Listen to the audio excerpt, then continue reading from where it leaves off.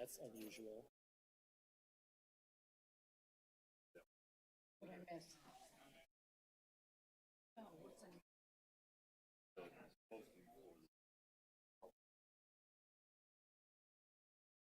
Yes, it is. It's 6:30.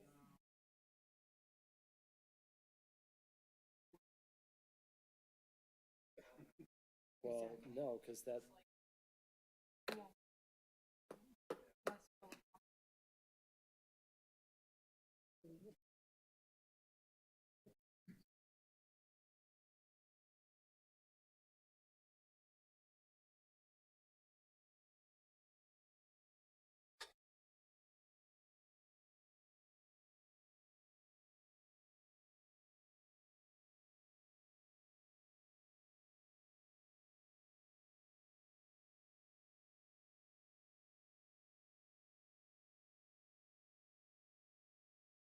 Too good? Getting some sleep?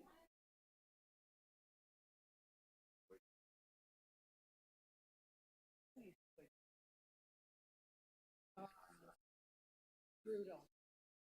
I went to a meeting with the,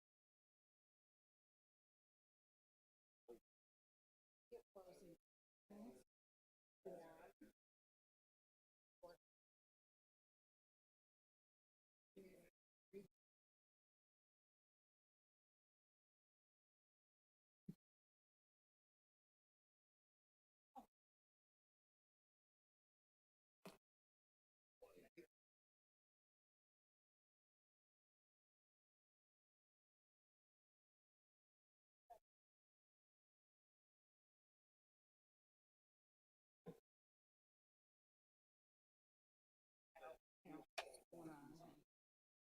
What are they gonna think about the supervisor?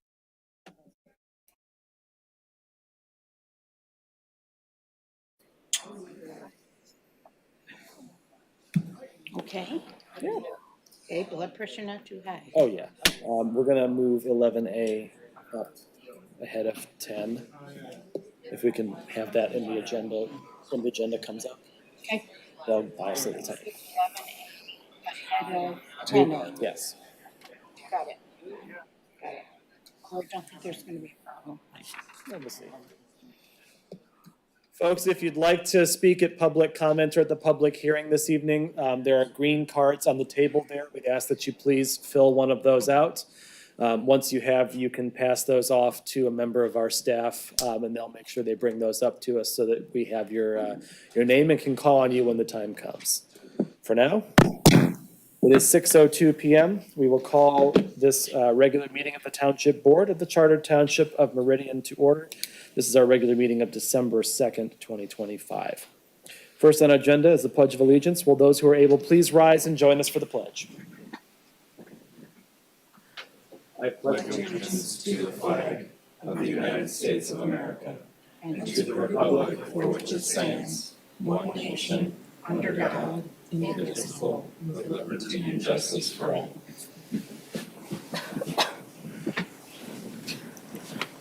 Next on our agenda is a roll call. Will Clerk Demas please call the roll? Supervisor Hendrickson. Here. Clerk Demas here. Treasurer Burkhart. Trustee Lentz. Here. Trustee Sunland. Here. Trustee Trezise. Here. Trustee Wilson. Here. 6 board members present. Thank you very much. Next on our agenda is presentations. We have none this evening.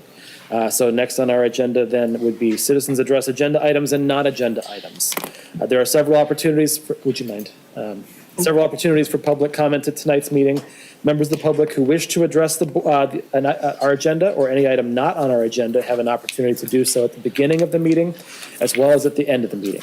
I'll also point out that we have a public hearing specifically on the Authentics Central Park project. You're welcome to speak at both opportunities if you like, but generally, if you'd like to speak about Authentics, a public hearing would be a good time for that. Those who wish to address the board must complete a green card located on the table by the door and present that card to a member of the township staff. When it's your turn, I'll call you up to the podium to speak to the topics indicated. While it's not required, it is helpful for the sake of our meeting minutes if you can provide your name and address for the record at the beginning of your remarks. Citizens are required to limit comments to 3 minutes. An automated system will keep track of the time, and an indicator light and audible beep will alert you when your time has expired. The members of the board value comment and input from the public. The meeting format and rules, however, do restrict board members from engaging in conversation with commenters or answering questions directly. Questions and concerns may be addressed by board members at a later time or may be referred to a member of the township staff to follow up on. Please remember to address all comments to the board or the board's chair and not to individual board members or others in the audience. With that said, this evening, we do have several green cards for public comment. If I call your name and you'd like to wait until the public hearing, just sort of wave me off and we'll go on to the next one. Ray Gasser is up first. Okay. Diana Cavalier. Okay. Vince Tamonica. Vince Tamonica. Would you like to wait till the public hearing or would you like to speak at this time? Okay. And then Paulette Grace is on deck. Oh, we'll wait for them. Okay. Very good. So I live in Central Park Estates, 4877 Nassau. And I'd like to remind you of this petition, which was circulated, over 100 signatures from the residents requesting that Meridian Township reject the amendment to the judgment settlement agreement, which would increase multifamily density and allow for the buildings of authentic Okemos. By rejecting the development, you'll be supporting the preservation of CPE, Central Park Estates. Safety, integrity, and environmental health. As the petition states, if this goes forward, the township will be placing in jeopardy the health, safety, and welfare of residents and the multitude of shoppers who travel here. Historically, the Board of Trustees has placed great weight upon the recommendation of the Planning Commission in arriving at its decision. The Commission on their November 17th meeting did not vote to approve the amendment. This is a win for CPE because in the event of a tie, the status quo is maintained. Therefore, we hope the board will maintain its traditional precedent of following the Commission's recommendation. I believe, or non-recommendation, I believe you all have received an email copy of this refutation of Continental's incorrect assertions. Its 4 pages go into much greater depth than I can cover in my allotted time here. But the proposal contains many flaws and errors that should be removed. And it should be removed from consideration or require further study in compliance with the township's goals and master plan.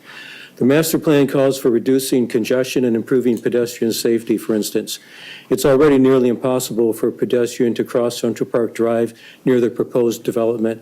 I can tell you got to be quite athletic, and it's a hair-raising experience even then, racing across the street to avoid getting hit. There's actually no designated crossing area. The amount of daily increased traffic with this development would be expected to double the 1,300 projected by the developer because all the traffic that goes out is going to have to come back. It's more in the neighborhood of 2,600 trips. Traffic is already risky on the high-speed, narrow Central Park Drive. My own family car was struck by another car at the 90-degree bend in the road where authentic Okemos is proposed to be built. The proposal asserts that there's no net increase in stormwater runoff and wetland buffers will maintain hydrologic balance, but there's no supporting data, no quantitative stormwater model, no analysis of post-development runoff volume, detention capacity, or impervious surface increase. Thus, the assertion is without evidence, implying compliance without demonstrating it. The asphalt and concrete footprint of 10 sprawling apartment buildings, a clubhouse, parking lots, interior roads, and sidewalks will create much runoff. With vulnerable Central Park Estates homes adjacent, it should be recognized that all the natural land is drainage area. The proposal allows for encroachments into wetlands and natural areas while the township's master plan calls for no net loss and preservation first. So there's an incompatibility between the two. Thank you. Thank you very much. Anyone else with green cards this evening? Otherwise, everyone else has passed until the public hearing later, it seems. Okay. Seeing none, public comment is closed at 6:08 p.m. Next on our agenda is item 6, the Township Manager Report. Manager Dempsey. Yes, thank you, Supervisor, and good evening, board members. Several things this evening. Just a reminder that the listening session summary is now posted online on the township's website. So for any of the residents who attended that session and want to look at the summary, it's available. And for those that weren't able to attend, it's available for them as well. We also have the prior session summaries online as well. You just need to go to the township's website and then to the township board's page, and it'll be at the bottom of that page for that information. It's December tax bill season, so tax bills went out and residents will be receiving those. We just want to let people know that sometimes people do pay those online. That is an option if they don't want to write a check or come into the township. We have identified an issue with the online payment regarding dates. If people are running into a problem, it should be resolved in the next day or two. We've been working with our online vendor to solve that issue. It's an electronic sort of data transfer issue that we ran into. But we've identified it, we're working on it, and it should be resolved here in the next, like I said, the next day or two. We appreciate everybody's patience in the meantime that utilize that online service. Some news on the Grand River Bridge closure.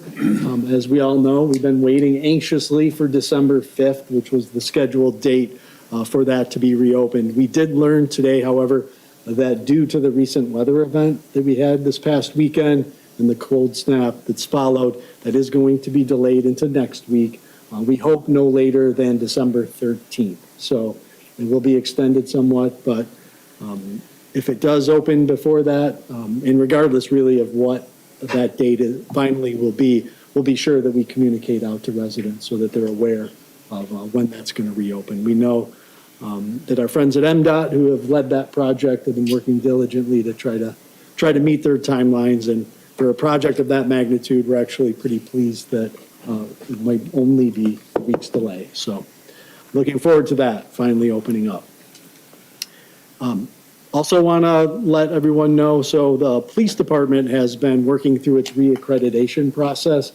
Today was the final step where we had on-site accreditors from the Michigan Law Enforcement Accreditation Commission come in. They did a number of interviews. I was one of the people that was interviewed. I believe several of the board members had been interviewed as well.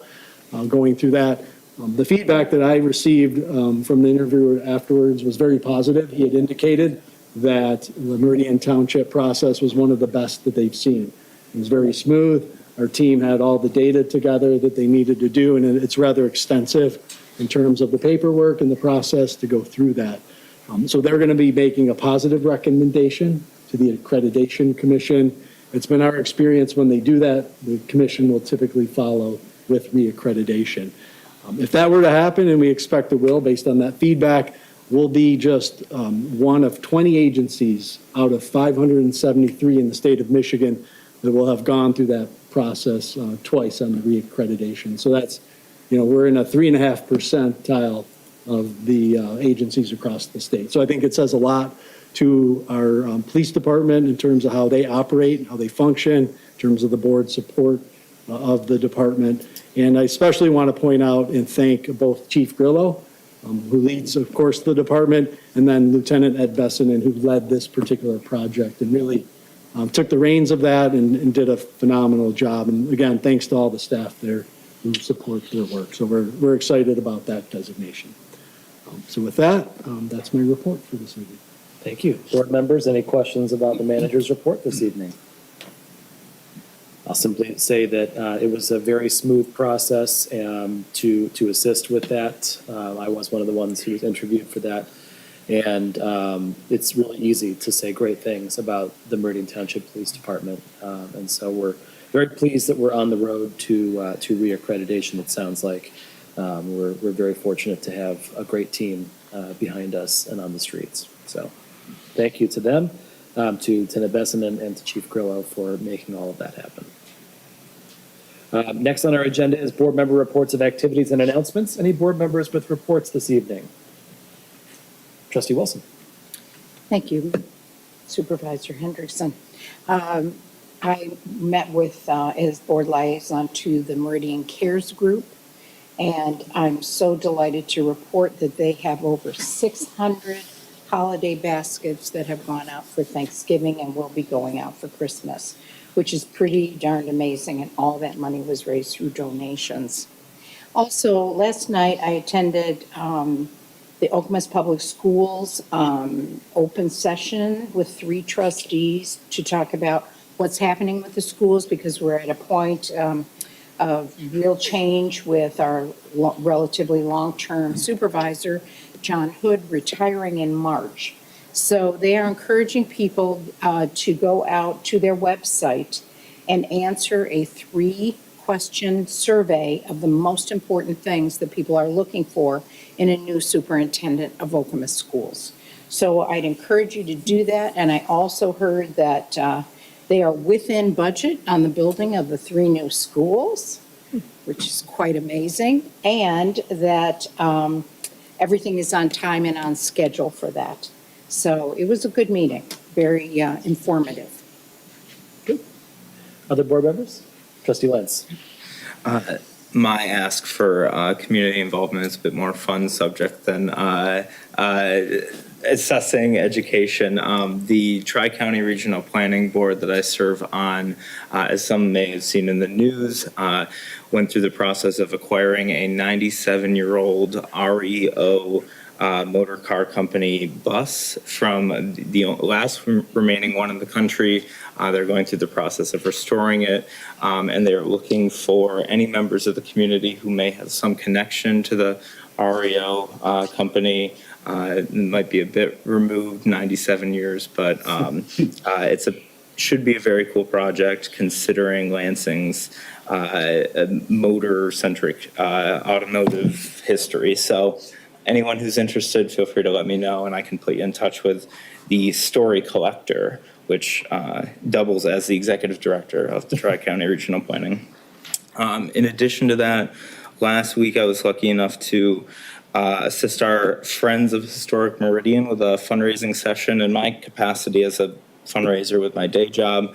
And I would be remiss to not make sure everyone knows that Christmas in the Village will be taking place on Sunday, December 14th, with building tours. You can meet Santa if you're lucky, general store, gift shop, things like that. So, the gift of having those buildings there and knowing the history behind them is a noble effort that they've undertaken. And I was happy that I was asked to come in and speak with them about how they can maybe grow some of that impact. So everyone keep that on their calendars. Thank you very much. Other board members? All right, seeing none, we move on to item 8, approval of the agenda. I would ask, as we consider our agenda, that we please move, flip, I guess, items 10A and 11A, so that we can have the public comment for the hearing and then follow that up with our discussion. Then we'll dispense with the action items before that. Do you have a motion for the agenda this evening, Trustee Wilson? Move to approve the agenda with the change indicated to move 11A before 10A. It's been moved by Trustee Wilson. Do we have a second? Support. Supported by Trustee Lentz. Any discussion on the agenda? Seeing none, all those in favor of the agenda as amended, please say aye. Aye. Any opposed? The motion carries. All right, next on our agenda is our consent agenda this evening. We've got a number of items on our consent agenda, including communications with the Township Board, the minutes from our listening session of November 13th, the minutes from our regular board meeting on November 18th, the bills, the non-union wage schedule for 2026 for approval, disposal of surplus equipment, an opportunity to set a public hearing for the Hazlet Village Square Brownfield Plan Amendment, number 2, contract award for American House Pathway site, a contract award for American House Pathway sheet pile and boardwalk, a 2026 local road program preventative maintenance contract award, a 2025 ground maintenance contract award, and a 2025 order to maintain resolution number 4 to set a public hearing for January 20th, 2026. Lots of contracts to award. Any motion on the consent agenda this evening? Trustee Trezise. I move we approve the consent agenda as presented. Okay, it's been moved by Trustee Trezise. Do we have a second? Seconded by Trustee Sunland. Any discussion on the consent agenda? Seeing none, will Clerk Demas please call the roll? Clerk Demas, yes. Trustee Lentz. Yes. Trustee Sunland. Yes. Trustee Trezise. Yes. Trustee Wilson. Yes. Supervisor Hendrickson. Yes. Motion carries 6-0. Thank you very much. All righty, that brings us to our item, the new item 10A, which is our action item this evening, the Hagedorn Road Land Donation and Acquisition. And for this, we have Deputy Manager Dan Opsmer. Good evening Supervisor Hendrickson and board members. Before you this evening for the third time is the Hagedorn Road Land Acquisition. Just a friendly reminder, this is to acquire portions of 2 parcels on the east side of Hagedorn Road, just south of Mount Hope Road and the CSX Railroad. Since the November 18th board meeting, we have discussed the 4 easements for the future pathway running parallel to Hagedorn Road on the east side. We received no objections from the property owners on those 4 easements. And the property owners have applied for the parcel splits that are necessary to execute the purchase agreement. And the purchase agreement and the closing documents are in the process of being drafted. So before you this evening is a motion that we have prepared to authorize the acquisition of these, 22.4 acres. Thank you very much. Board members, discussion on this topic. We've seen this a couple of times before. Trustee Trezise. I had a question. This started out as a donation and now it's an acquisition. Can you explain? They're donating it, we're acquiring it, so interchangeable terms, right? Current owner is donating, we are acquiring. All right. Trustee Lentz. Thank you. My only question was the mechanism by which they are receiving the tax benefit that they're looking for here. Does the township play a role in that? Do we tell them this land is worth this value, or how does that valuation come about? No, the property owners are having the acreage appraised, so they've hired their own appraiser. They're pursuing that and they're paying for that. That was my And then follow-up. they would use that to receive the federal tax benefits. So they would get tax benefits for the value of the land donated. Gotcha. Thank Under you. their federal tax return. Great. So previously, we had talked about, I just want to make sure that we're on the same page and that this is still, the options are still available. Once we acquire this, for the purposes of eventual possible pathways that would, connect various areas, it could theoretically be donated to we could keep it, we could donate it to Land Preserve, to Ingham County Drain Office. Is all of that still in play? Yes, I would say preference would be probably to move it out of pathway. But then again, the crew, our public works crew that maintains land preserves and pathways and parks is one crew. So that one crew maintains all of those assets. So technically, the same public works crew would be responsible for the land. However, it would fit better long-term within land preservation or possibly a donation to the Ingham County Drain Office, as there is a drain that runs through the property.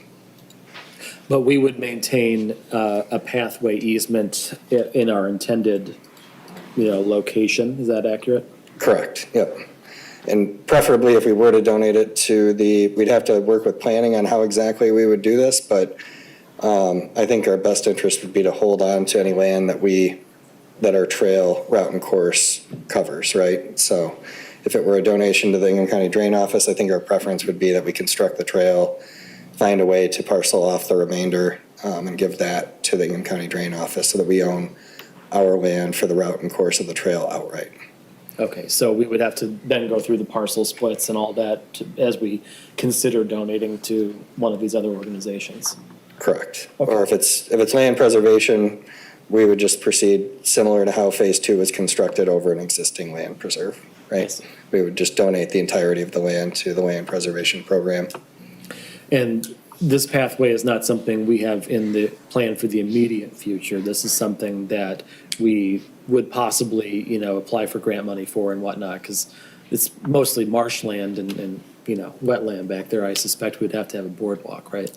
Correct. I think it's about a third of a mile boardwalk. I know it's a little over a quarter mile, I believe, from just some of my rough measurements. So we would pursue TAP funding and/or Ingham County Trails and Parks millage funding.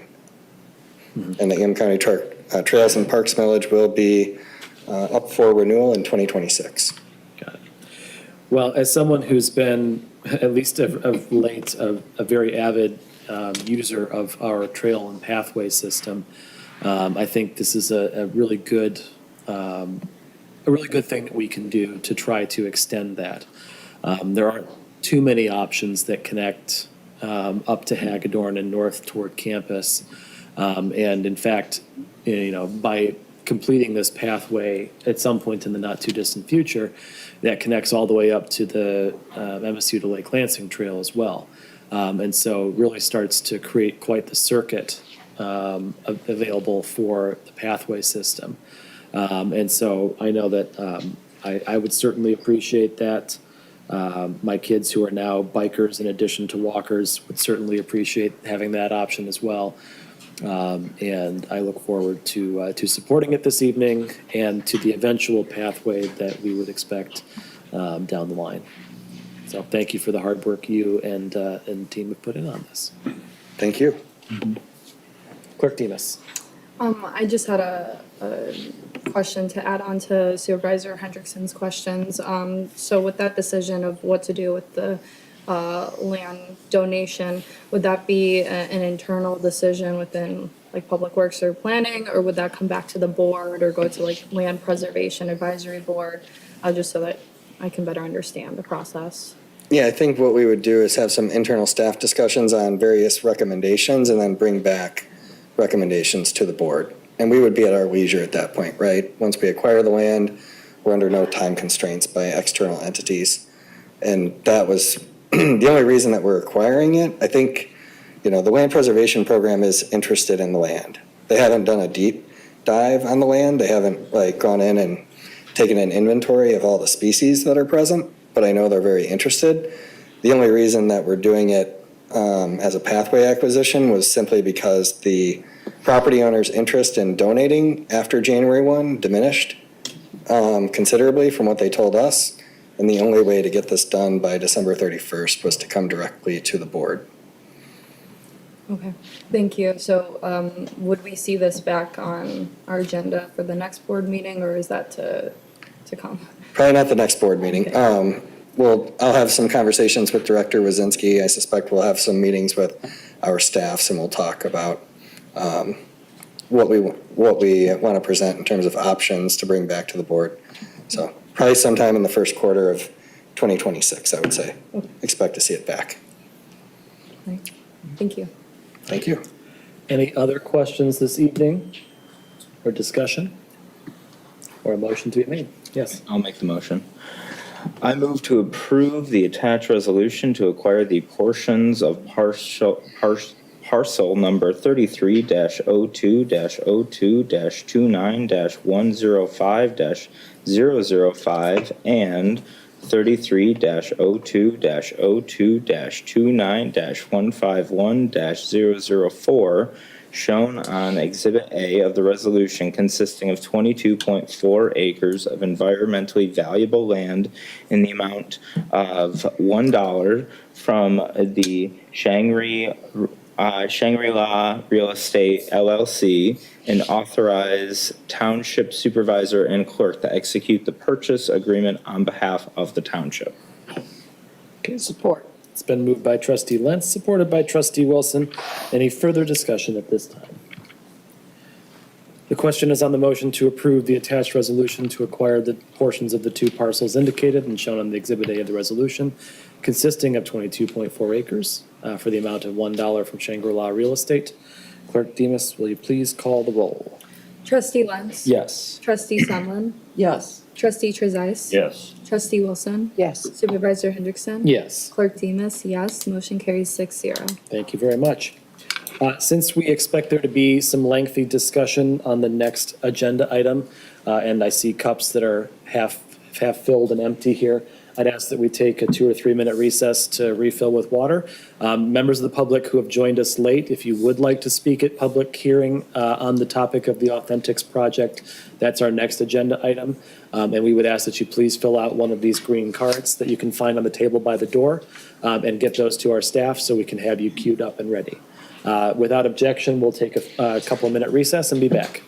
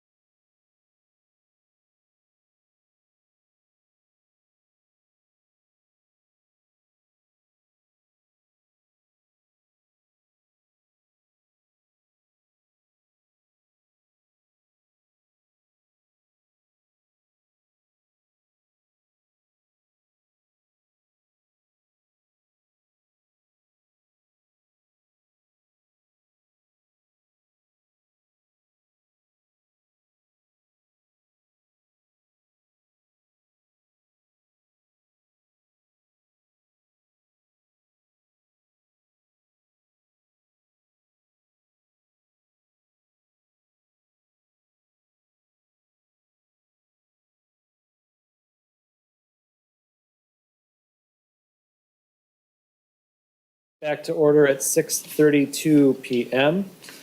The next item on our agenda is item 11A, which is our public hearing for the evening on the Authentics Central Park project. We have Director Schmidt, who will be giving us a brief introduction, and then we'll be doing our public comment section of the public hearing. Director Schmidt, welcome. Thank you.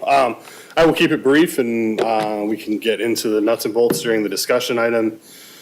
But what you have in front of you is a request to amend the settlement agreement on the property located on the screen. So to the north and south of Columbus and Belvedere on the east side of Central Park Drive. Property has been subject to litigation since the late 80s, subject to a series of consent judgments. The current zoning is RD, multifamily adjacent to Central Park Estates, and CS, commercial services, along Central Park Estates and along Times Square. That zoning actually no longer exists in our zoning ordinance. It was repealed, but we are required by the consent judgment to retain it for this property. The Township Board initially reviewed this in August and referred it to the Planning Commission for review, essentially treating this like a conditional rezoning request. The Planning Commission reviewed it multiple times throughout September, October, and November, and sent back to the board a 6-0 recommendation to that the property should be rezoned. They did not provide a specific recommendation as to what it should be rezoned to after a great deal of deliberation. And so I think at that point, sort of establishing where we're at in the process, I will sort of step aside, the public hearing occur, and then I'll get into the nuts and bolts during the discussion. Thank you very much, Director Schmidt.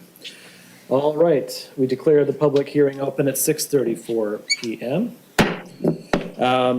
So we're going to do public comment next on this.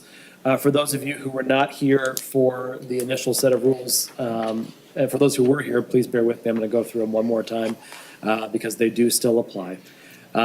Those who wish to address the board must complete a green card, which are located on the table by the door, and present it to the board or a member of the township staff.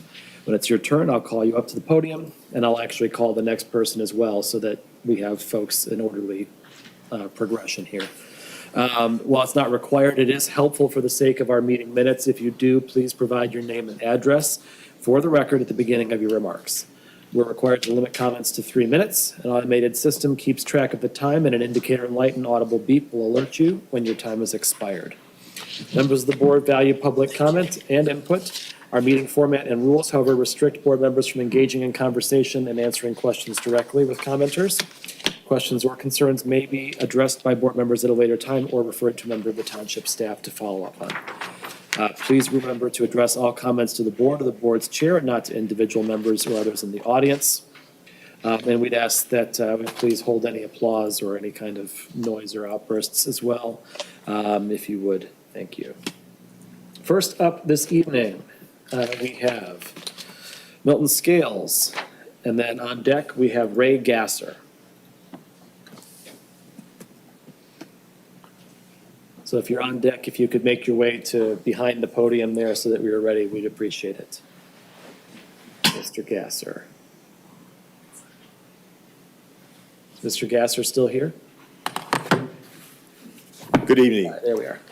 My name is Milton Scales. I live in Old English Estates. I'm here in opposition of this development, or this rezoning.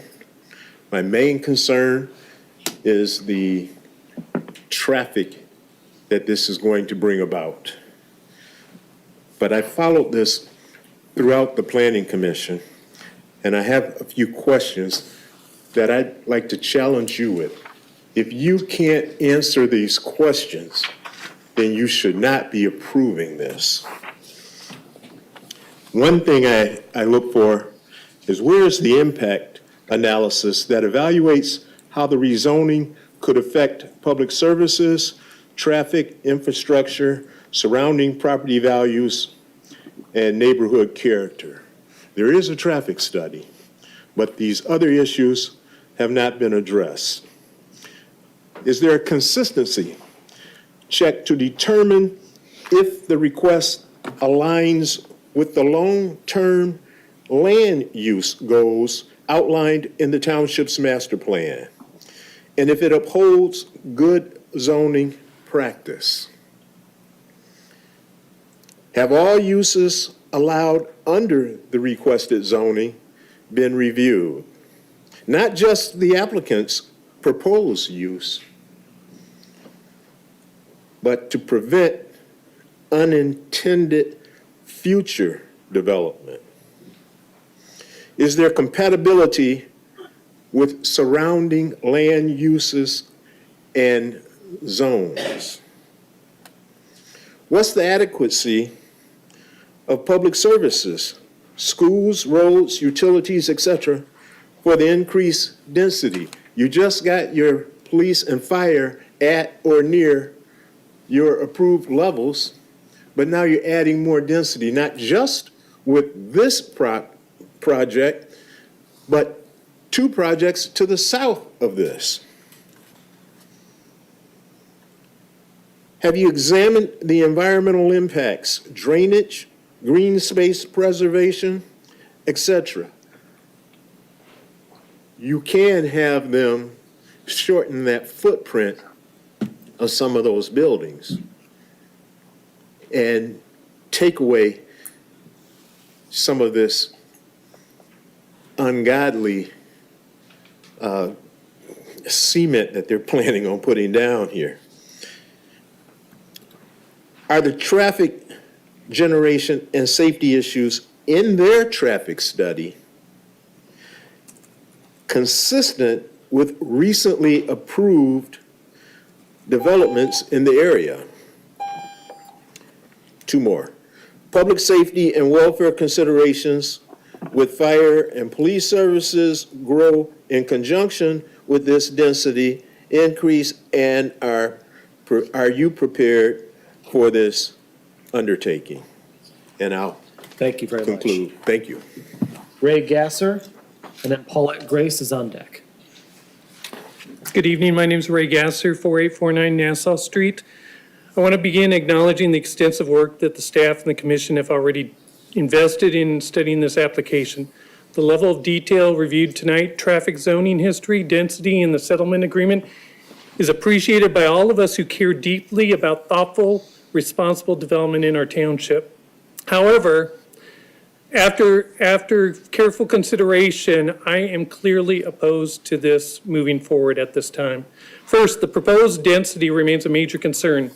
While the applicant has attempted to justify it with comparisons to other developments, the reality is the surrounding area is not zoned RC, nor is it built to RC intensity.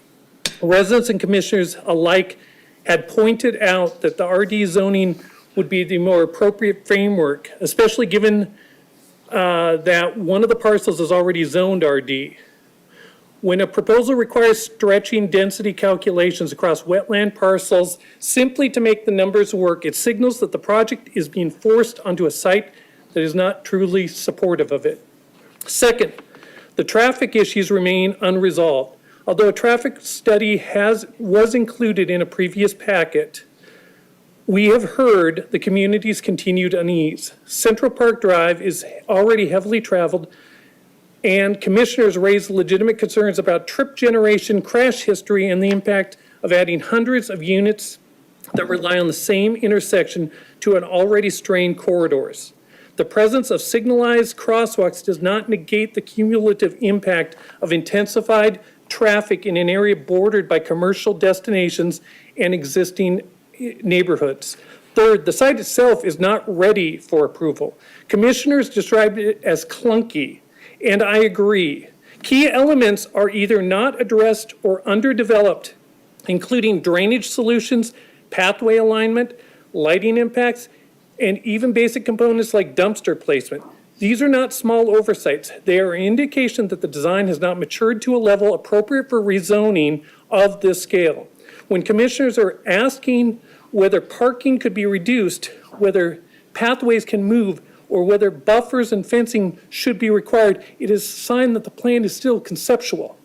Approving rezoning before a cohesive design is in place would be premature.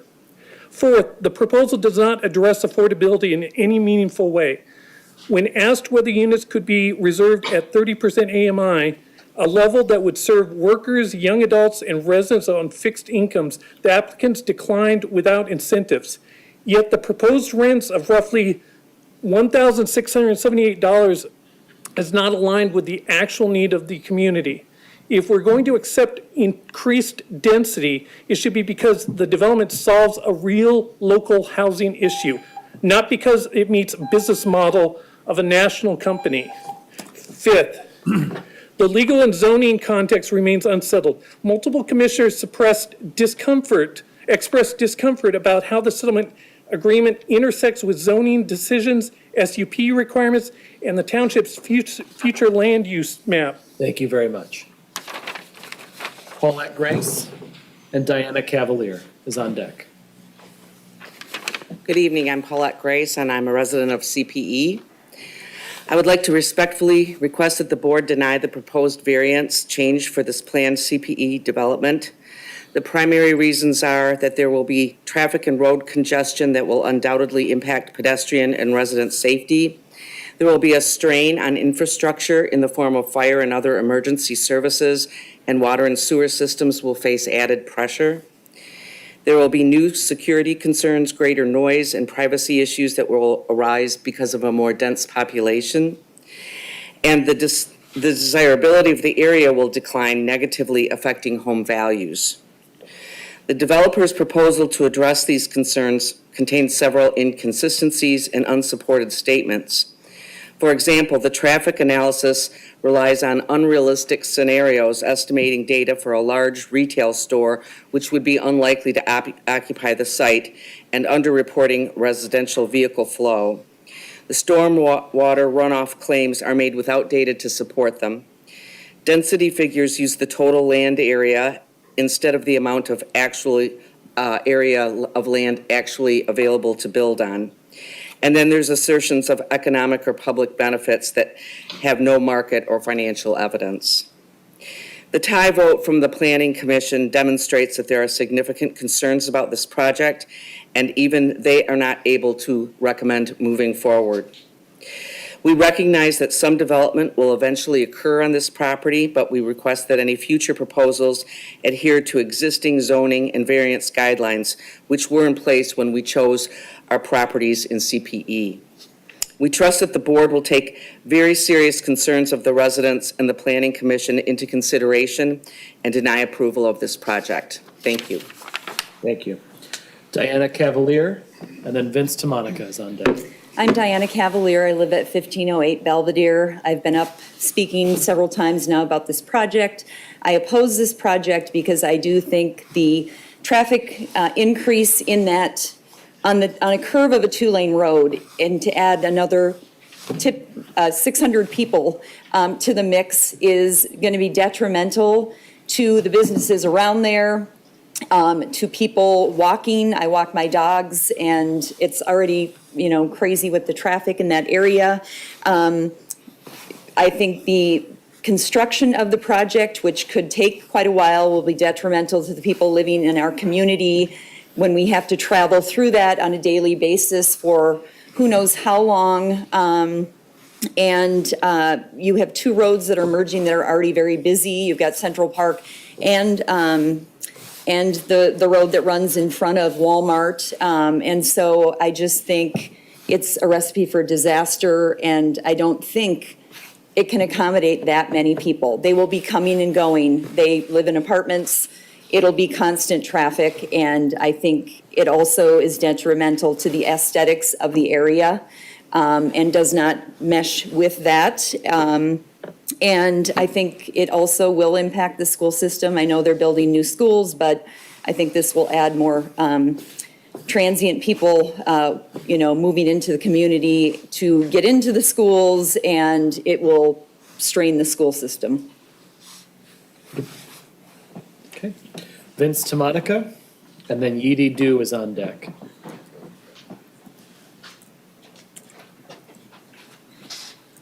Well, thanks for calling me back up again.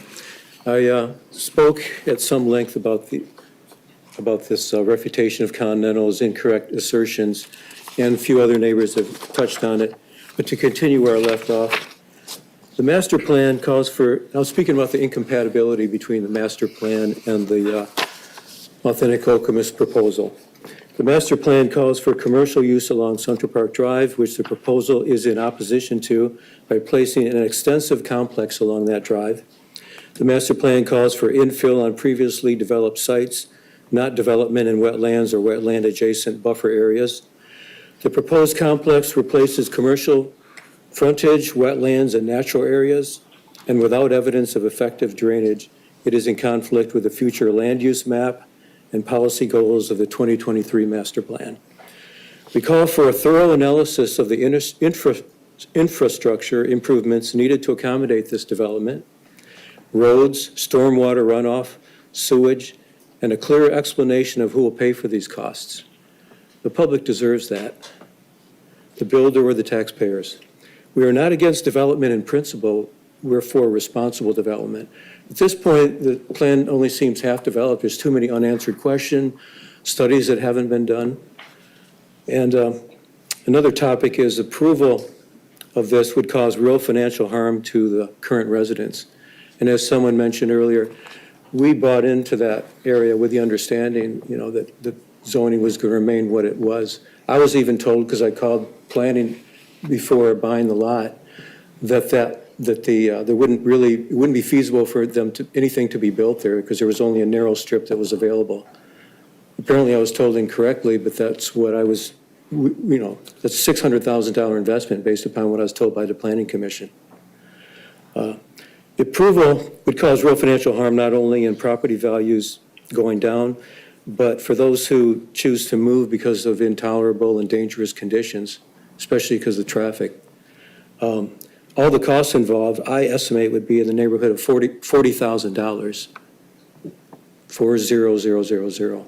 So it's an irresponsible decision by the trustees would cause us real harm in more ways than one. Thank you. Thank you. Edie Du, and then Jade Shi is on deck. Good evening. My name is Edie Du. I live in 1572 Mainland Lane. I'm here tonight to express my concerns about how the Planning Commission has handled public input on this Continental property proposal. Over the last three Planning Commission meetings on October 13th, October 27th, and November 17th, my neighbors and I have consistently attended because our neighborhood is directly affected by this project. We have offered detailed, thoughtful comments and repeatedly asked for real conversation with the commissioners. Yet it has felt as though our concerns are largely being ignored, and no meaningful dialogues with our community has taken place.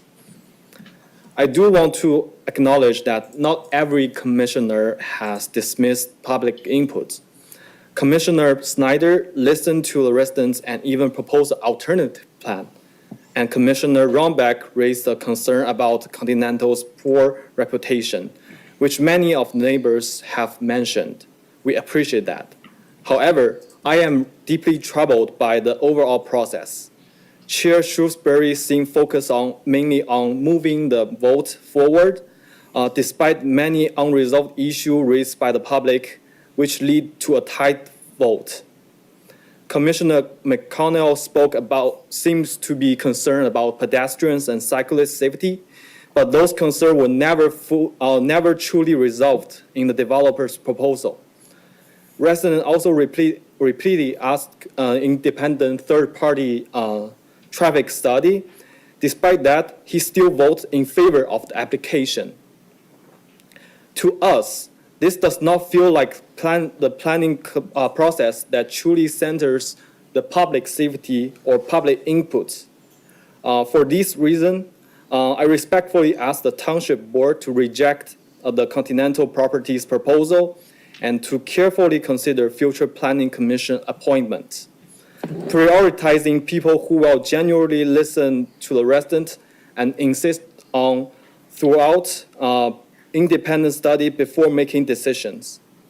residents of Meridian Township deserve a transparent, community-centered process where our voices matter. Thanks for your time and listening. Thank you. Jade Shi, and then David Latimer is on deck. Good evening. Thank you for the opportunity to share our concerns and thoughts. So I'm here to express my strong opposition to the rezoning request submitted by the Continental Properties for the proposed Authentic Alchemist project. So I have a few questions that I would like the Township Board to discuss and also provide the answers. So the first one is, how does the proposed rezoning align with the Township's master plan and the land use vision, as well as the community priorities? And the next question is, what is the rationale for considering a project with reduced roadway capacity but increased the residential density? And the third question is, are there any comparable cases that we can use as references? If I remember correctly, the answer from Dr. Schmidt is no. So if there are no comparable cases that we can use as references, it clearly indicates that such a development doesn't make sense at all. And also, there are many conflicts between the applicant's proposed development proposal and the township's master plan. So if the master plan doesn't correctly reflect the vision of the township, then this plan must be revisited and revised before moving forward with any development proposals. If the master plan correctly reflects the vision of the township, then the applicant's request should be denied. And also, all the trustee members are elected members, so each of you should speak for the residents, speak for the community, and also should represent the whole community for any development proposals.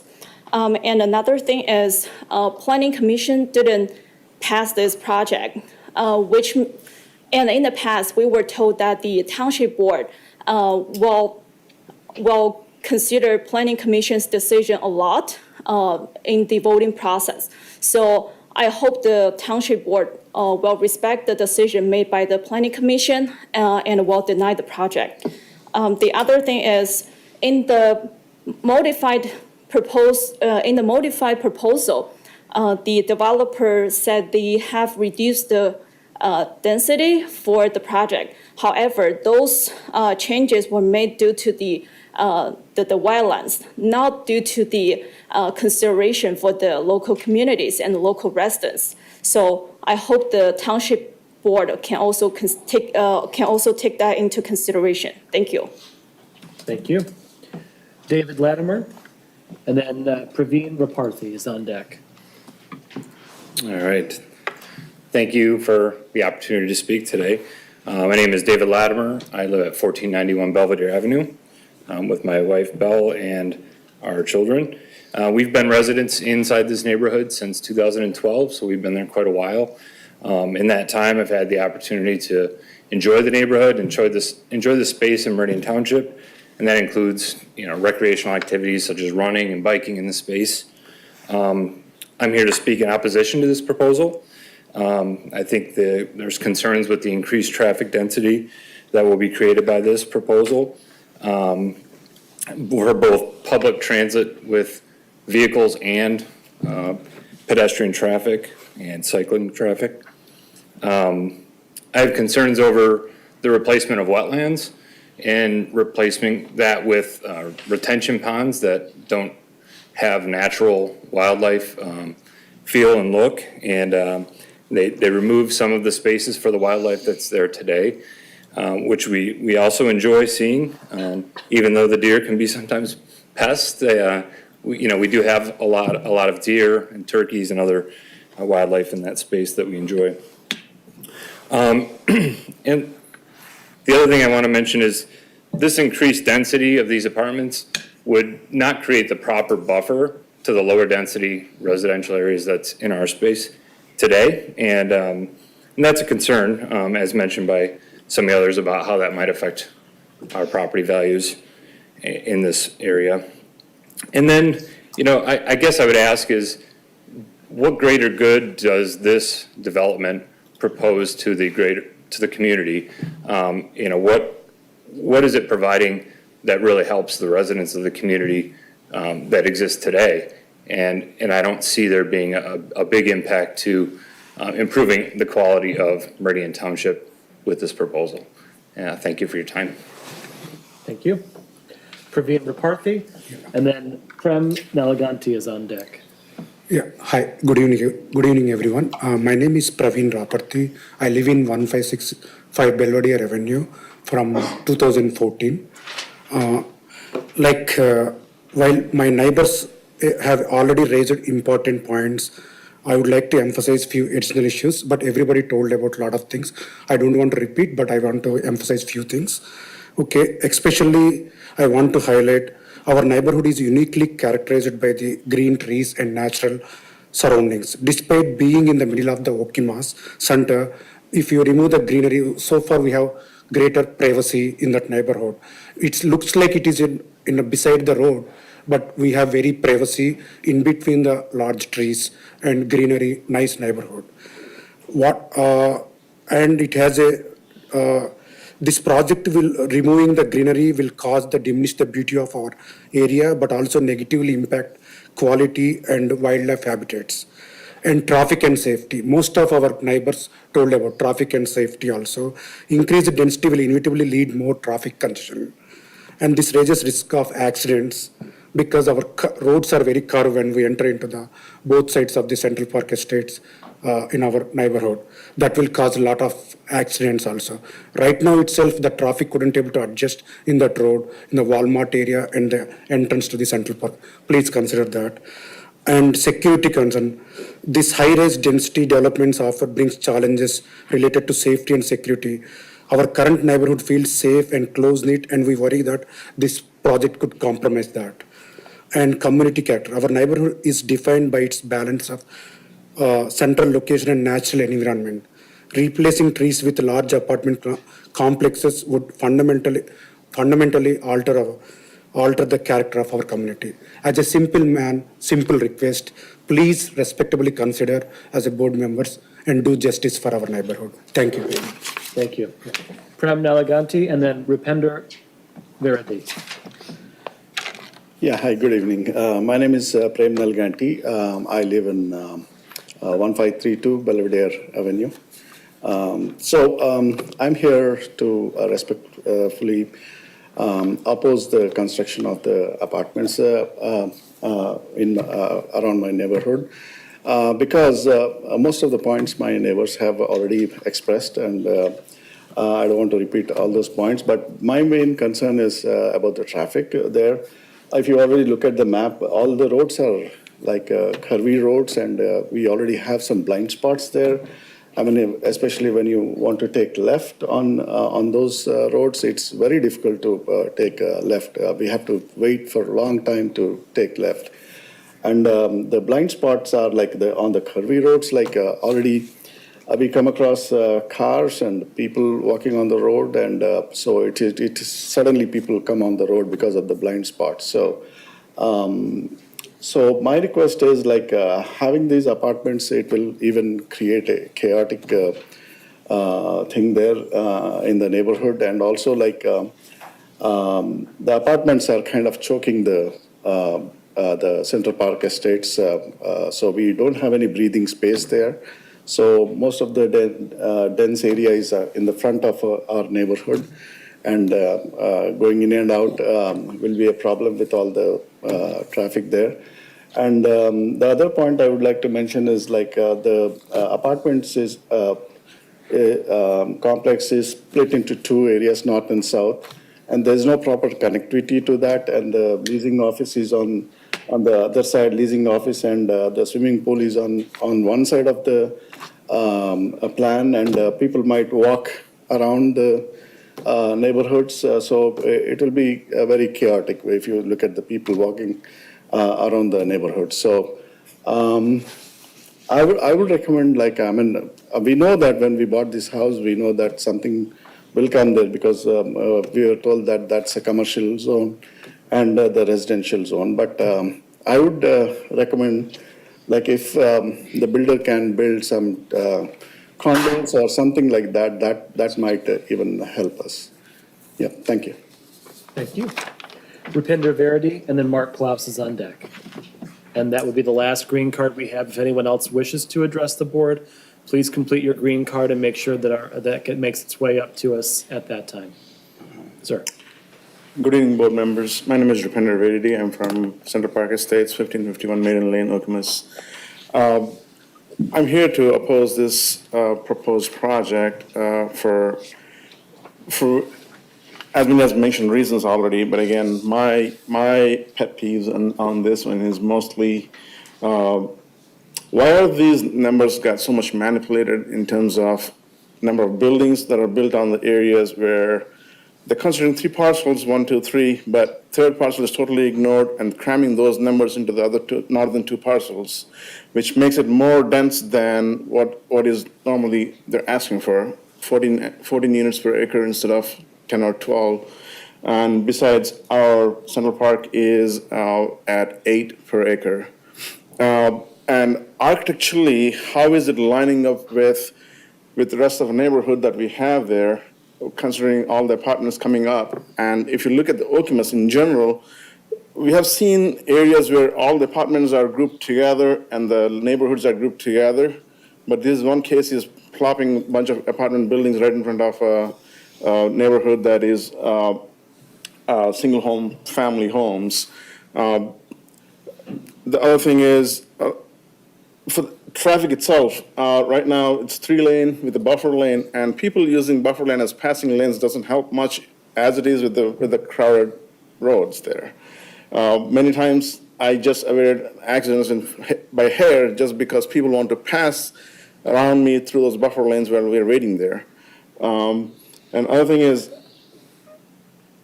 how does this fit, this apartment buildings fit within the township's overall plan or architectural plan as a township, and that in the middle of the downtown, let's say, of Okemos.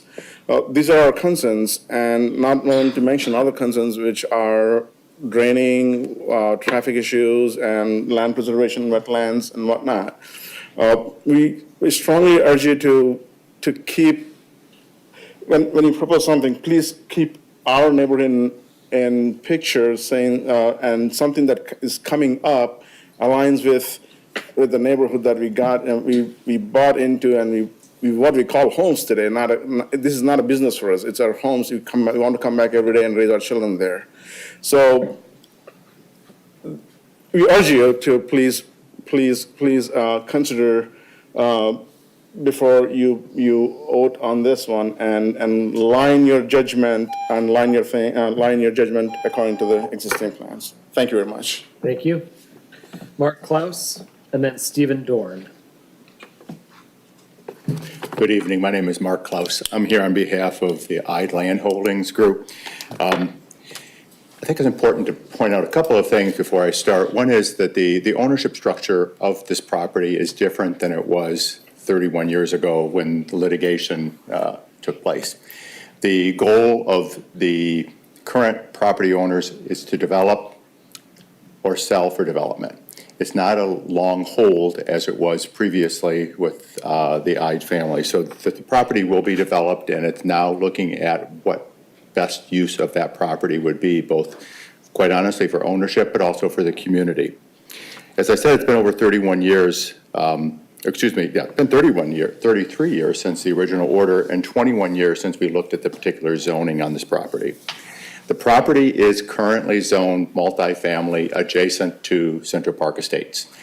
I know the previous speaker and many of them that spoke today don't like the idea that there would be multiple family adjacent to their homes. And in fact, the current zoning would allow those buildings to be 40 feet away from that property line. The proposed plan that you have before you this evening from Continental shows those buildings to be 110 feet, the closest there. So they're looking at doing these buildings nearly 3 times the distance that's required. They're also talking about doing 2-story buildings rather than 3-story buildings in this area, which also changes that density layout. This area of the township is in need of and has been discussed to bring in diversity of housing for all people. I realize that some of the residents consider people that live in apartments to be transient, or what are you going to do for residents that live here currently? We're looking at bringing new residents into the community for the continued growth and diversity and changes within the community. The property currently has 15 acres zoned commercial. The traffic study and your own staff have explained to the Planning Commission and in each of the reports that the overall use and the density, if you will, of commercial is much stronger than it is of the multifamily. The traffic generation is significantly more with the commercial. But more importantly, the township's focus on commercial through its master plan and the studies that have been shared have been focusing on bringing your commercial to your downtown core areas of Okemos and Hazlet. That's what your master plan discusses. It doesn't discuss expanding it around the mall as it would have been done perhaps 33 years ago. So I think it's important to remember those things. Those things have changed, and the master plan did not change in this area, as Tim has explained on numerous occasions for the Planning Commission, and I believe for you as well, and that's because this was court-ordered zoning. And I think it's important to remember those items. I'll be here as you go on to your discussion, and I'll be glad to answer any questions that you have. I appreciate your attention. Thank you. Stephen Dorn, and then that is all of the, sorry? I'm with the applicant, so I'll table it, I think, with the. Okay, but you're available for questions should the board have any along the way. Okay, that is all of the green cards that I have this evening. Anyone else wishing to address the board during public comment? Now would be the time. Seeing none, public comment is closed at 7:09 PM. Okay, so that brings us to the item 12A, which is our discussion on this topic, and we'll bring back up to the podium Director Schmidt to tee us up. Thank you very much, Supervisor Hendrickson. So I gave you a brief update on sort of where this has come before, but to reiterate, board had this in August, on August 7th, referred it to the Planning Commission. The Planning Commission had a discussion on September 8th just about the background of the property, given the extensive legal history on the property, and then held a public hearing on the 13th of October and discussed it on October 27th and November 17th. And so the original request was for a rezoning of the property, changing the zoning of the property to RC zoning, which is our sort of middle density multifamily up to a maximum of 14 dwelling units to the acre. But essentially, and as I've shared with the board and as I've shared with the Planning Commission, we're treating this like a conditional rezoning, right, for purposes of this discussion. That's the only context that we had for the Planning Commission to discuss this in. So as part of that context, right, the development is limited in terms of the number of units. The original proposal was 312. They did reduce that down to 288 before the last Planning Commission meeting. They have proposed a setback from Central Park Estates of 110 feet, which was originally 100 feet, so they increased that slightly as well. They would limit the building height to 2-story in the area between Columbus and Belvedere, and up to potentially 3 stories in the area adjacent to the Walmart property in Times Square. The access points would be limited to the main roads, so Times Square and Central Park, as opposed to Columbus and Belvedere. There would be emergency access only there just to meet fire code requirements. So those are sort of the conditions of the proposal. And then as part of this, one of the things a couple of things have been discussed. One, their building length is about 20 feet longer than our ordinance allows, and so they're looking for some flexibility there. To allow for wetland buffer to essentially be no net loss, but in some areas there would be an encroachment, in some areas there wouldn't be, given that has changed since this proposal, since this property originally went into litigation, and that the SUP requirement of 25,000 square feet essentially be incorporated in this settlement agreement, given that we are functionally having that discussion at this point. So those are sort of the background pieces that we've discussed all along with the Planning Commission. As part of the discussion at the last meeting that the Planning Commission held, there were two items that came up that I want to point out. The one that we would limit the amount of parking on the site to 1.75 spaces per unit, which is actually even lower than our ordinance shifted to recently. So this is, more proof of concept that we're moving in the right direction on the parking ordinance. But, so 1.75 spaces per dwelling unit, plus 17 that are associated with the clubhouse and staff and visitors and things like that. And so slight reduction in the amount of parking required. There would be a minimum 96% of the wetlands on the site being maintained. That goes along with the wetland report on the property, which indicates that 3 of the very small wetlands on the northern property between Belvedere and Times Square, 0.01 acres, 0.04 acres, and 0.07 acres are non-essential. That determination would need to be made by the board, but our consultant has reviewed and agrees with that they are non-essential, and that the developer has indicated that they intend on essentially preserving the almost all the remainder. There's a couple of small areas they need to work on in the middle property between Belvedere and Columbus, but those are items that we address in site plan. And so that's sort of the last piece of all this, is this still has to go through a site plan review, right? This is standard process with any development, whether there's a lawsuit or a rezoning or just a plain old special use permit. Site plan's the last piece, it's an administrative process. That's when we get the details on the drainage. That's when we get the details on the sewer design and the water design and the specific road design and things like that. And so nothing unusual about the stage at which this project finds itself at this point. So that's really where we stand at this point. So let me talk briefly about the Planning Commission's review. The Planning Commission very thoroughly reviewed this and ultimately came to the conclusion that they directly answered the board's question, which was, should the property be rezoned? And the Planning Commission unanimously agrees that it should be rezoned.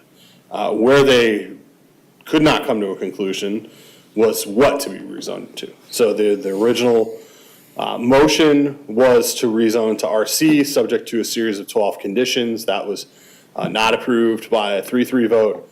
A further motion was made to rezone the entire property to RD, which failed by a 2-4 vote. And so there's certainly a split opinion, but the Planning Commission did do a substantial amount of due diligence on this, and that's why we set up our memo the way we did to you, so you could really get the flavor from them directly as opposed to me trying to relate it. But suffice to say, they touched on just about every topic you could think of here. I do briefly want to touch base on the future land use map question, just reiterate this point.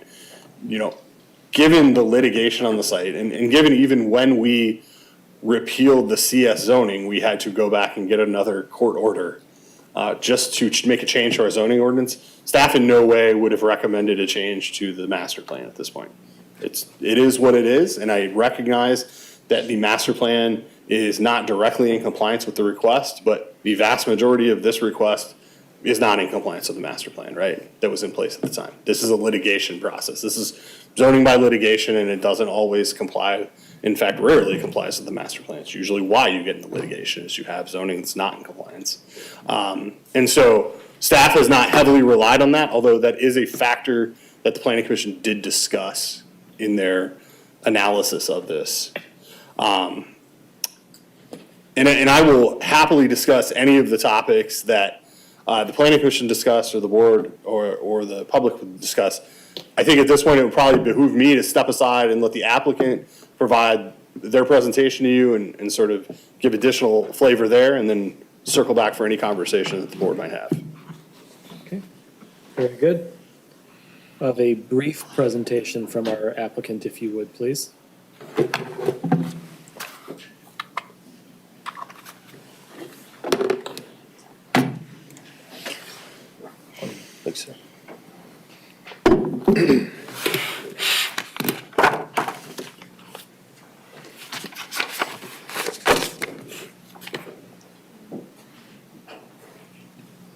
Good evening. My name is Stephen Dorn. I'm a development director at Continental Properties. My address is West 134, North 8675, Executive Parkway in Menominee Falls, Wisconsin.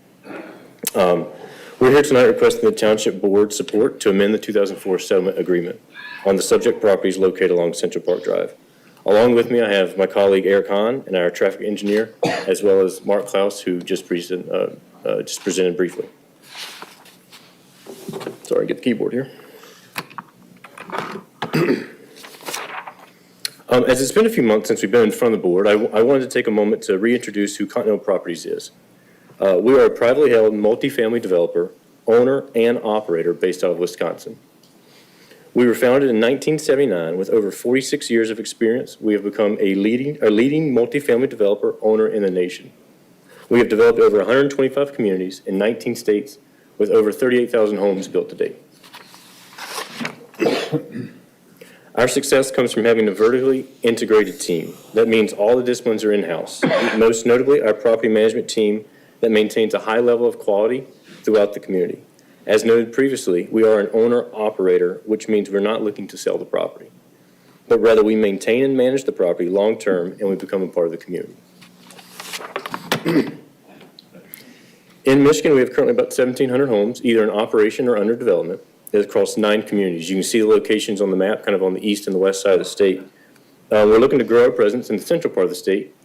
And again, we've never sold a community in Michigan, and we're excited about the opportunity to be here within the Meridian Township. All of our properties include high-end amenities, which include a resort-style clubhouse and pool, 24-hour fitness center, dog park, and courtyards to serve the residents. This is an image of our Quincy Street community that was recently constructed in Holland, Michigan. This clubhouse would be similar to the one that we proposed with this community. And then inside the clubhouse, this is kind of the fitness center I just mentioned. And this is the resort-style pool. It's going to have a sun deck. It's got shade trellises, structures. Again, this will be similar to what we would have in this community as well. And then this is an example of some of the front-to-front facing buildings in the courtyard. Again, it gives you a sense of kind of the pedestrian scale and the walkability within this community that we strive to see. And again, our buildings have 2 fronts. They don't necessarily have a back to them. They have front doors on both sides of these buildings. So a quick look, and I'll be brief, a quick look at the existing properties governed by the settlement agreement, just to kind of ground us a little bit. So we're seeking to amend 3 parcels, a total of 30.68 acres, fronting along Central Park Drive. Walmart's just to the north, Kohl's is just to the west, you got Central Park Estates to the east. I kind of zoomed out with an aerial highlighting the site within the red boundary. And to give some context, to the north and west, there's existing commercial and retail. To the east and south, there's varying residential uses. There's Central Park Estates, as we noted, Grand Reserve, that's under construction, multifamily with Central Park Apartments, and senior living with the Willows at Okemos. There's no commercial development on the east side of Central Park Drive until you get closer to Grand River Avenue. We see this as a great opportunity for a transitional residential use for multifamily, given the context of commercial to the west and then single family to the east. As noted, the existing site zoning under the current settlement agreement allows for both commercial, which would be retail, bank, offices, supply stores, et cetera, and residential. The site split zone with about 18 acres of land classified as commercial use, and that's zone CS, and that's depicted in blue on the map, and about 12.4 acres of land classified as a residential use that's zoned RD, depicted in green. The CS, as we noted, allows for a more high intense commercial use, and the RD district allows for multifamily up to 8 units an acre, 35 feet in height, and with 45-foot building setbacks. Again, our request tonight is to approve to amend the settlement agreement to remove the commercial uses from the property and to allow up to 288 residential homes, in addition to specific site restrictions to address some of the concerns presented by the neighbors. Our request is focused on the land use.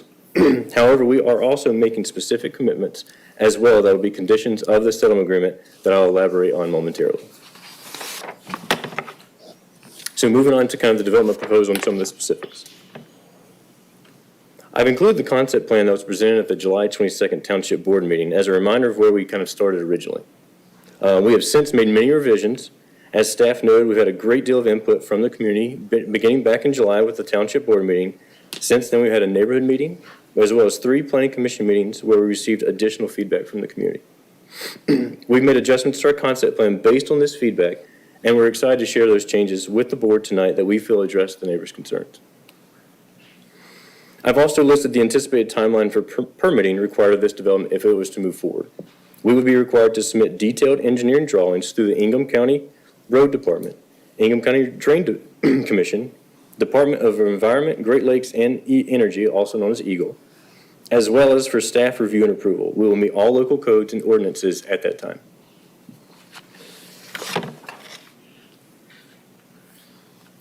Next, you'll see the revised concept plan we're pursuing. Over the next few slides, I'll highlight some of the changes that have been made to address the concerns from the community. In general, we tried to balance our development with being environmentally sensitive, minimizing traffic concerns, preserving the existing community character, while adding more pedestrian connectivity and providing additional high-quality housing option to the Meridian Township community. Some general site adjustments made are shifting the amenities south to avoid the wetland impacts. We're now fronting our buildings along Central Park Avenue to create a more visually appealing streetscape. We've condensed our development to maximize the distance from the adjacent single-family community, which I'll speak to more on in a moment. Regarding the pedestrian connectivity, we're proposing to increase the pedestrian connectivity with 2 sidewalk connections connecting the existing single-family to Central Park Drive. Specifically, there's an 8-foot cross-country path on the south side of Belvedere, highlighted in yellow there, and a 5-foot sidewalk along the north side of Columbus Avenue, also highlighted in yellow. In addition, we'll be making a sidewalk connection to the existing Walmart through our internal sidewalks, as well as sidewalk connections at all of our site drives for increased walkability. Also, we're proposing additional crosswalks at Columbus and Belvedere Avenue with a flashing rapid beacon crosswalk at Columbus Avenue. I will say that those have to be coordinated with the Ingham County Road Department as well.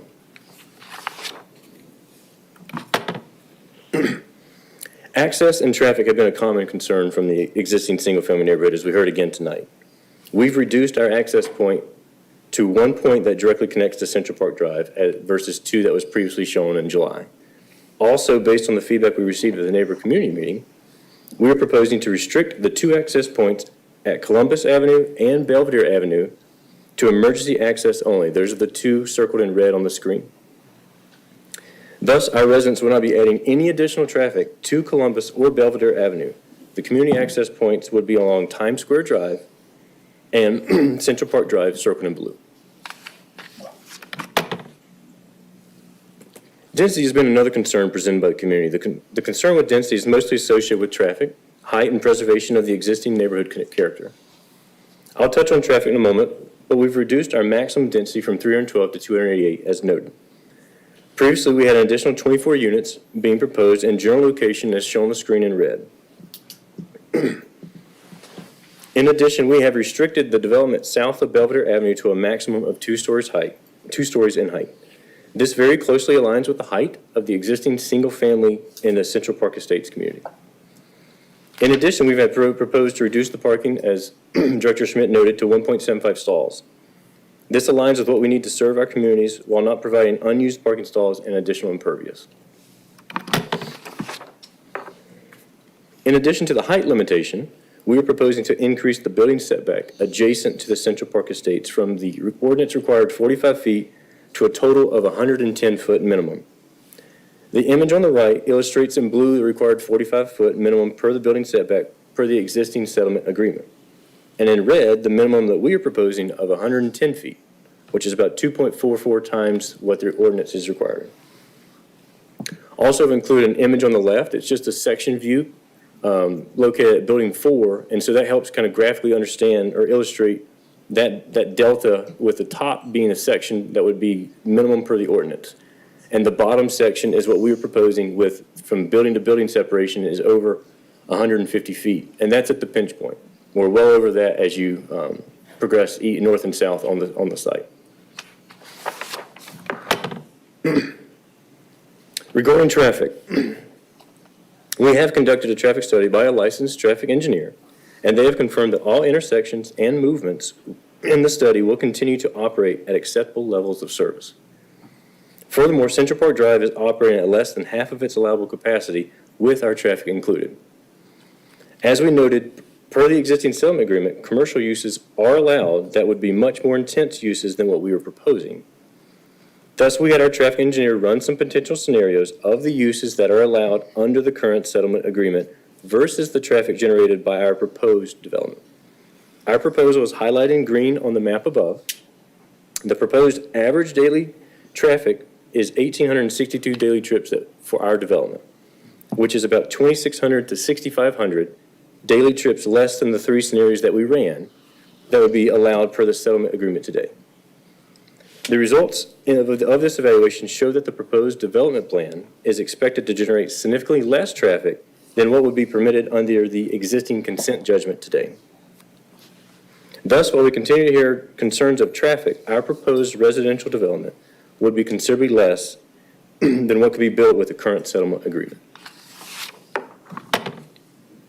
Wetlands, they're also a topic of conversation, and we've done, I think, a good job. I'm proud of this, able to adjust the site plan, or the concept plan rather, to mitigate the impacts. And so right now we're committing to 96% of jurisdictional wetland preservation, with currently only 0.04 acres of impact projected.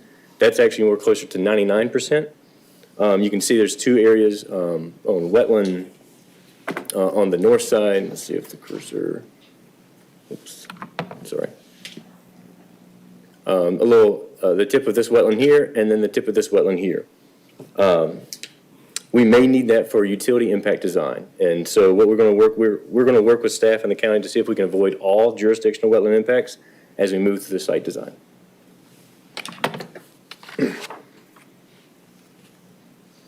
Regarding storm drainage, we're proposing two stormwater devices that are generally located in the darker green areas on the screen.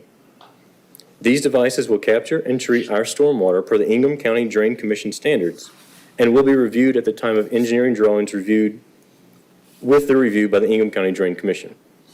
In addition, with the reduction in density and the reduction in the parking ratios, I wanted to present this graphic of the pervious area, which is everything in green, to help visualize how much of the 36 acres will ultimately be open space and pervious. Our development is very efficient while balancing the site constraints and will provide well over half, almost 2/3 of the site as pervious and open space. And it's much different than, I would say, a traditional development, and I think that speaks to some of the orientation of why the buildings are located where they are is because of the site constraints and trying to balance and preserve as much of those environmental items as we can.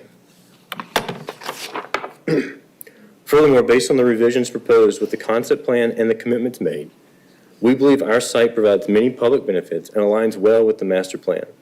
With increased setbacks and similar heights of the adjacent single-family homes, we are preserving the existing neighborhood character while providing a more ideal transitional land use from the existing commercial development to the existing single-family development.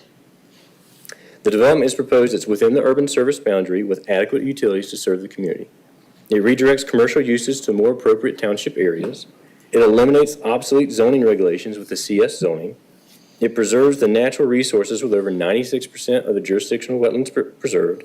We're mitigating traffic concerns with the site-specific restrictions limiting vehicular traffic on roads utilized by the single-family development. And it increases the pedestrian connections by filling gaps of Nassau Street to Central Park Drive, providing the community with a safer walk to existing development. In addition, I've included a 3D model rendering of the concept plan as you're looking from Central Park Estates into our site at our access as you're heading north. Again, it gives you kind of a visualization of what we're anticipating kind of that front door to look like. And here's a 3D model of the concept plan and how the site is anticipated to fit within the context of the community. I've outlined the general boundary in red, and it gives a good sense of the distance between the single-family residence and our apartments, as well as how much green space and vegetation there ultimately will be on the property.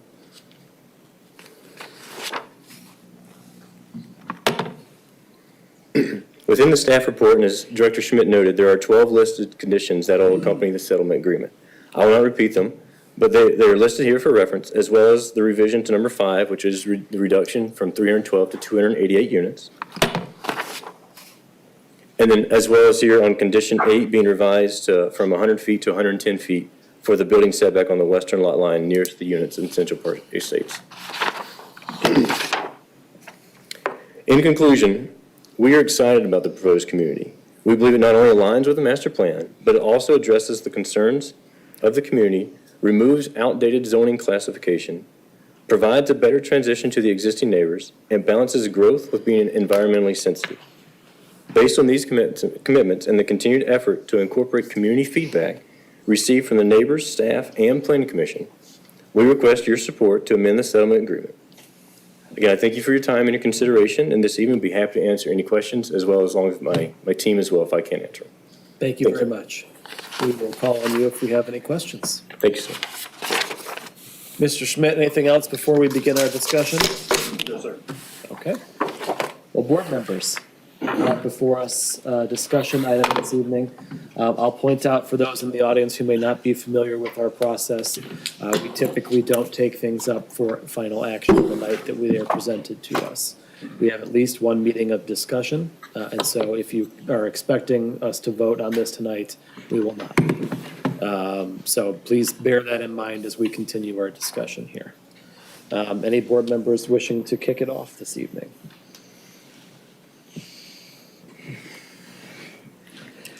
Yes, Trustee Wilson. I have some questions for Director Schmidt. Is there any precedence for a 96% wetland preservation in any other development in the township? You know, so as a general rule, right, we have a no net loss policy. So if, regardless of any impact, they're gonna mitigate to get us back to, if it's 2 acres and you touch a half acre. As a general rule, most projects tend to avoid them wherever possible. What you see is stuff like this, where it's like the edges or little fingers that get impacted, because most people recognize that wholesale filling of wetlands is a very challenging prospect in the state of Michigan in general, like not just us, although we do have local regulations that are more strict than the state, but the state regulations are pretty strict when you look at them as a whole. So I think that, I can't give you a number, but that's what I would expect to see on a project. And I think the fact that they're, recognizing and trying to put it out there is admirable, right? We're not gonna have to go through this again, but I don't know that I can give you a good comparison. It's just, that's sort of become practice, that you are gonna impact wetlands as little as possible. Absolutely. And so I'm trying to understand why we do have to infill a portion of the wetlands, why we cannot get around that and do the preservation of the wetlands in their entirety, 100%. Yeah, so I think that's certainly a conversation that can be had. I think what you're seeing sort of is the request that if this was a normal project, right, there would be a wetland use permit request at this point to fill 0.04 acres of wetland with mitigation on the site. It's just sort of the way this project is, because of the litigation around it. It's just being brought up now outside of that context. And so we're having that conversation earlier than we would normally expect to have it. Okay. Could you talk about sidewalks? Aren't sidewalks required when a new development comes in? So are there going to be sidewalks as frontage on Central Park Drive, as well as the 2 proposals along Columbus and Belvedere? So the difference in this case is that the township's pathway master plan indicates a pathway between Powell Road and Central Park Estates to the north of Belvedere, running in an as of yet to be determined location. What they're doing and what they've proposed and what we've suggested, and talking to engineering, will meet the intent of the pathway master plan, is to make that an 8-foot wide pathway that would then be incorporated into the pathway network, so that then the engineering department can figure out sort of that last leg of the connection back out to Powell Road. So that would not necessarily be something that would be required. The Sorry, You know, I haven't- I'm sorry, just to clarify. Yeah. Not required by typical development procedure, Correct. but would be offered here by the applicant. Correct. Thank you. In terms of the sidewalks in general along Columbus and Belvedere, I haven't really dug into it. I kind of wonder why they didn't get built originally, candidly, because they probably should have been. But my suspicion is they were leaving them to be addressed with this project so that we wouldn't have to rip something out and put it back in later. So yeah, certainly we would be looking for a 5-foot wide sidewalk no matter what. It's that upgrade to the 8-foot that is above and beyond. So is there a sidewalk on the frontage of Central Park Drive? There is. Okay. You mentioned in your comments earlier that the building lengths are 20 feet longer than allowed. Is that what I heard? Yeah, so our ordinance has a somewhat unique provision that limits building lengths to 200 feet. They're proposing 220 feet essentially, and instead of breaking them up, they would have articulation in the facade. My understanding of a provision like this historically is so you don't end up with just a big run of buildings in a straight line. 200 feet is still a long way to run a straight line. I would prefer the way they're doing it is sort of articulating the frontage as opposed to just 200 feet of straight line. But that is the current standard in the multifamily district, is 200 feet. Can I piggyback on that? Absolutely. Are they asking then for us to include a variance to that ordinance in this settlement discussion, or are they gonna have to go before the ZBA? That is part of the settlement discussion. I think, and Township Attorney Kushel is behind me and will throw something at me if I speak out of turn, but hey, I think the anticipation here is that any settlement agreement is going to be a sort of universal. There's not going to be another set of approvals that have to happen because now we have a legal document that's going to be guiding this. Sorry. You're fine, thank you. Are we in compliance with the master plan with this development? So the future land use map absolutely calls for commercial on the property.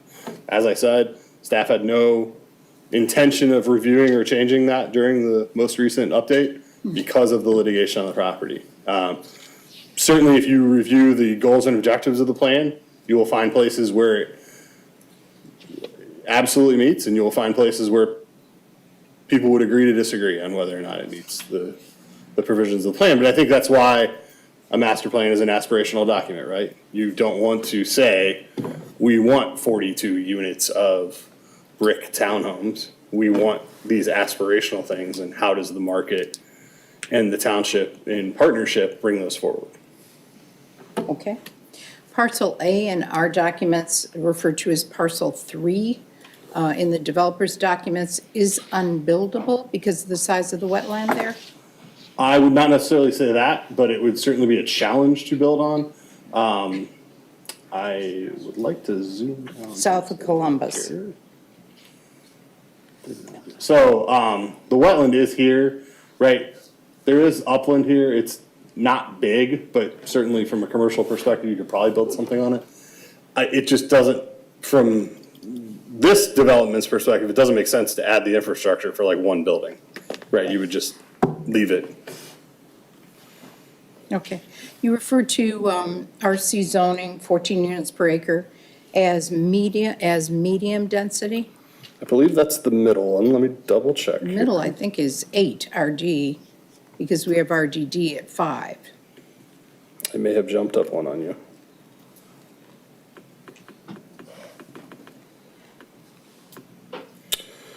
Yeah, so RC and RN are the same. It's the middle of the chart. That's in my head. RDD is 5, RD is 8. RC and RN are both 14, and then RCC is 34. Okay. Forgot about that 34. Thank you. Those are my questions at this time. Thank you. Thank you.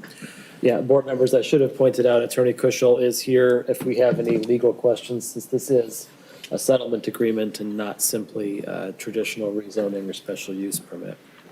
I'd like to just talk about a couple of things here, just to sort of lay the foundation of what I'm thinking about this particular parcel.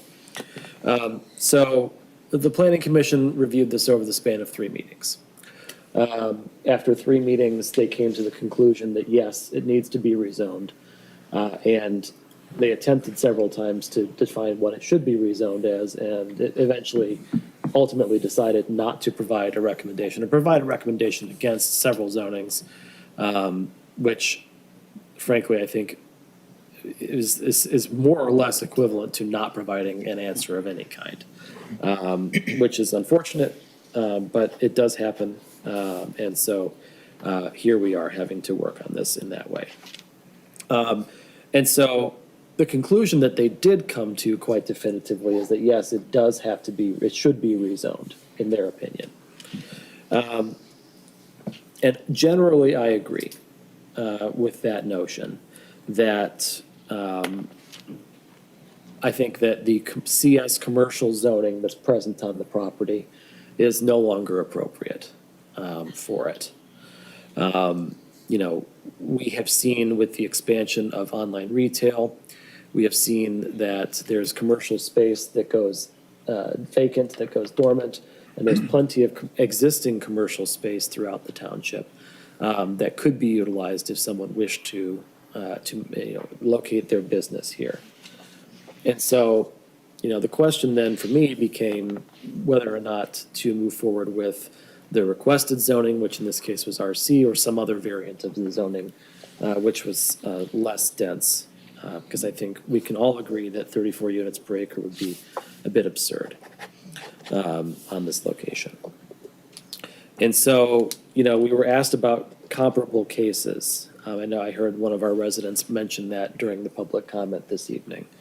I think there are plenty of comparable cases for rezonings, and plenty that would move to multifamily, and plenty that would move to RD.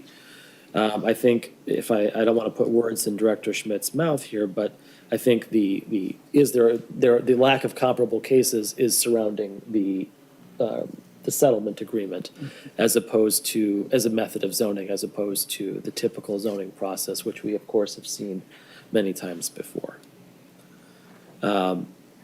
And so there are plenty of comparable cases when it comes to the rezonings that we have had to deal with. Director Schmidt has identified that, you know, this was left out of the discussion of the master plan the last time around.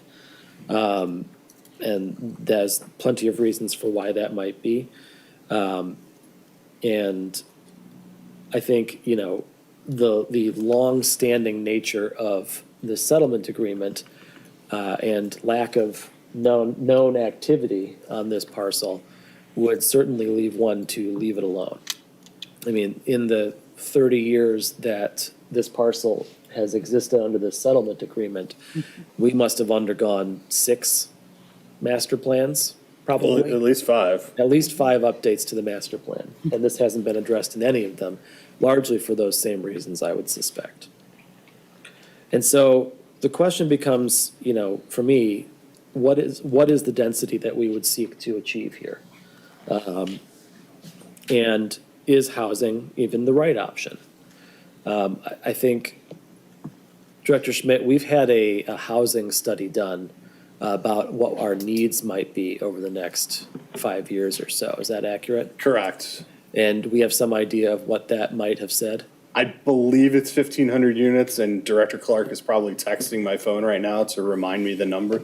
She stepped away, she had to get to an event. I believe it's 1,500 units over the next 10 years.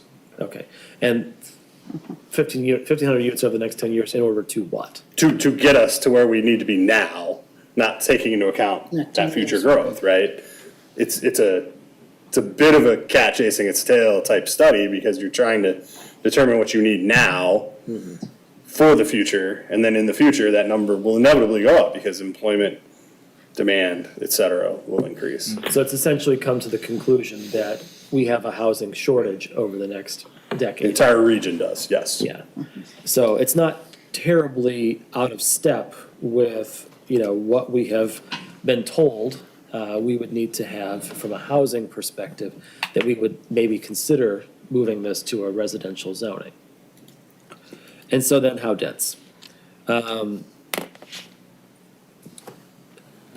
I personally believe that the request for RC is too dense for this area.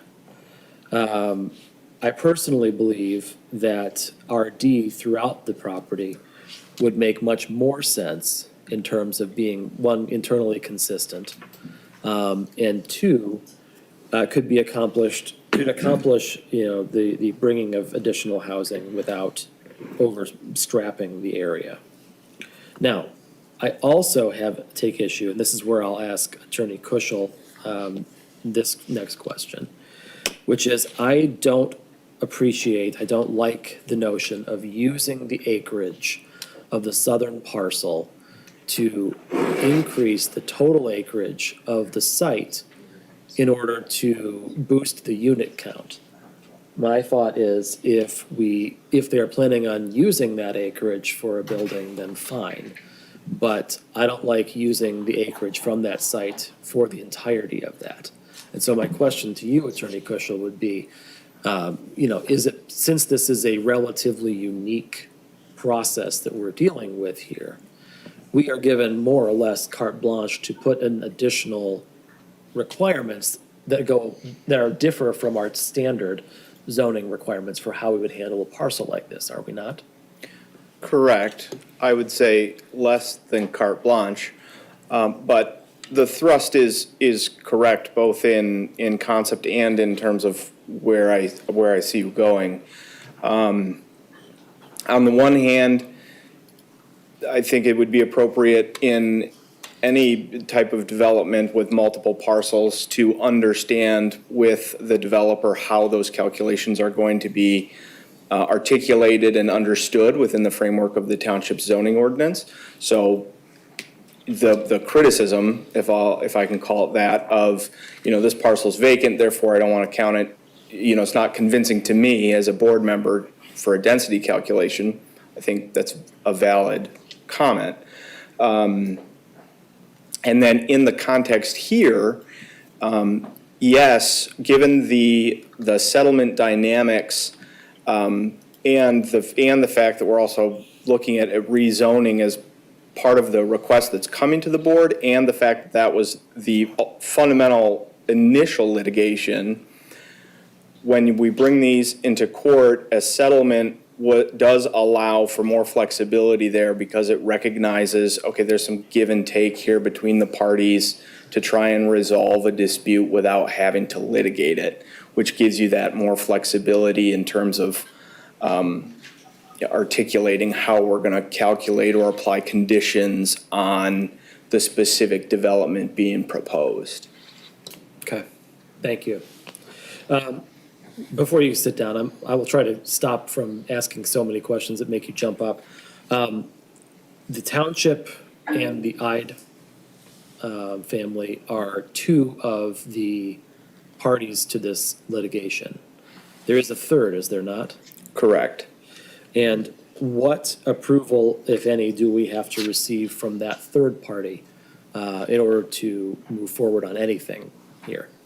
So my recommendation would be to have approval from that third party, which is the Walmart stores. So initially, the plaintiffs were Walmart and Ide with the township.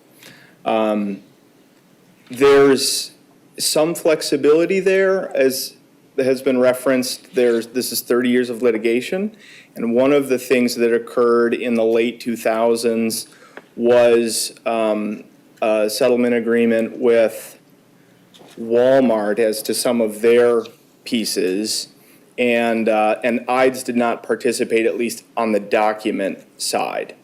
So kind of getting into the details, when now I can say, well, we flipped the script here. This is mainly Ide-focused property, kind of away from the Walmart.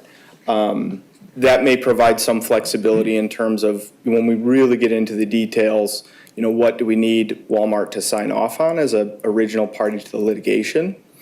But it does also extend up, and there's a sidewalk connection into their complex. So there's some impacts there. I would plan that all three parties would come to the table and be part of the discussions. If something moves forward, there may be abilities of, one party to move forward on their pieces while another party works on getting their stuff in order as we kind of get all the documents and everything together. So I think they're all coming together, but they can also, work with the township in a semi-independent fashion, if that answers your question. Yeah, well, I think from my perspective, I would appreciate including them insofar as at least getting a letter of support of whatever the agreement appears to be before we take action on it here. I don't want to go through the whole rigmarole of coming to an agreement, sending you and the Ides to court, only to have Walmart show up and try to scuttle this at the last second, whatever any change happens to be. And so I would prefer, before the board takes action, that we get some kind of acknowledgement from them that either they will sit out or that they are tacitly approving by not being involved in whatever it is that gets done. So I will make that comment out to the world. So can someone tell me the acreage of the middle site and the northern site, please? Individually. The northern parcel is 13.1 acres, the middle parcel is 12.84 acres. Okay. I ask because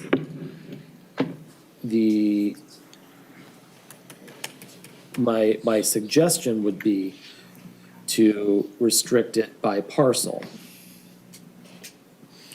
as opposed to considering the entirety of the project, the entirety of the 3 parcels when doing the calculating for the units. And so my quick math here tells me that that would leave 104 units possible, 0.8, on the northern parcel, and 102.72 on the middle parcel. And so would reduce the total of possible units from the 288 that was proposed in this conceptual diagram down to 207-ish, 206, 207. That to me feels far more reasonable when it comes to the density calculations of these sites. And I think is a middle ground, and I don't think we're gonna make everyone happy with this. I don't pretend to hold that belief. But I believe that it is less dense, would have less traffic impact, and would, I think, allow the developer to use the property. That's one of the fundamental questions that we always consider here is, the property owner does have rights, and they have rights to develop the property under the zoning that's approved. And I believe that, residential zoning being a better use of this property, that what I just described in terms of density is far more reasonable, and would, I think, better take into account the thoughts and concerns that we've heard from our residents throughout this whole process. I'd ask for a couple other things to be considered as we look at this. One, I appreciate the additional distance to the east from the residential neighborhood. I would ask that the developer put that into a conservation easement. A conservation easement would allow the residents to the east to know that that land will never be developed, while still allowing the developer to use that land in the calculation for their density. I think that's fair. I talked about or thought about the possibility of a land donation, but apparently a conservation easement is what would be something that would be allowable and would allow everyone to benefit from that. I'd also ask that they consider that on the northern parcel as well. It's less impactful, I think, on the northern parcel because the residential neighborhood isn't directly abutting, but I do think it's still important. I do appreciate the construction of the pathways and the sidewalks. I don't have any notes there. On the driveways, I think it's appropriate to filter those out into Central Park and to Times Square.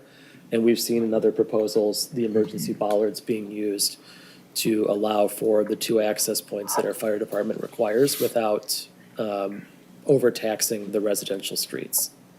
Am I seeing correctly, and you can just give me a thumbs up from our developer here, am I seeing correctly that the bollards have been removed on what is now Madison Avenue on the eastern side of that northern parcel? Not at this time. No, we have not done any adjustment to us. I saw them on one of the planning commission packets. I don't see it listed in this exhibit B that you've got here. And I guess I'll simply say that I think that the bollards on that one should be left off. I think the existing residents in the apartment complex to the northeast currently have an access point out of their neighborhood into Times Square Drive. And I think to take that away would be ill-advised.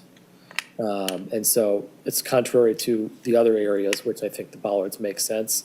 On that one, I personally believe that the bollards are actually a detriment to the neighbors to the east. We've talked about impacts on the schools, and I don't have any comments on that except to say that when I was a planning commissioner for several years, I had gotten into a habit of contacting the superintendent or the school board members individually to verify their thoughts on a new proposal coming in. And I will say that unceasingly and without exception, the answer was always, yes, we have no issue. Now, there are several that have come in since then, but new facilities are also being built. And, I think that I have not reached out to them on this one yet.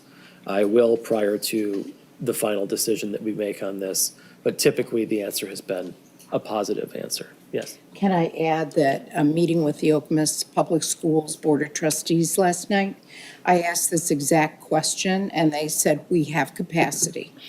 I specifically noted this development, Grand Reserve, the Federal property, and I said it's going to add this many units potentially, and they said it is not a problem. Okay. And then the last thing is the Ingham County Road Department and the Ingham County Drain Commission. These organizations typically are last, thereabouts, or toward the end of the process. And I guess let me clarify first. Those come typically after a special use permit. Yeah, so how I would quantify their positioning is, once we've done the local planning and policy part, they get involved with the nuts and bolts.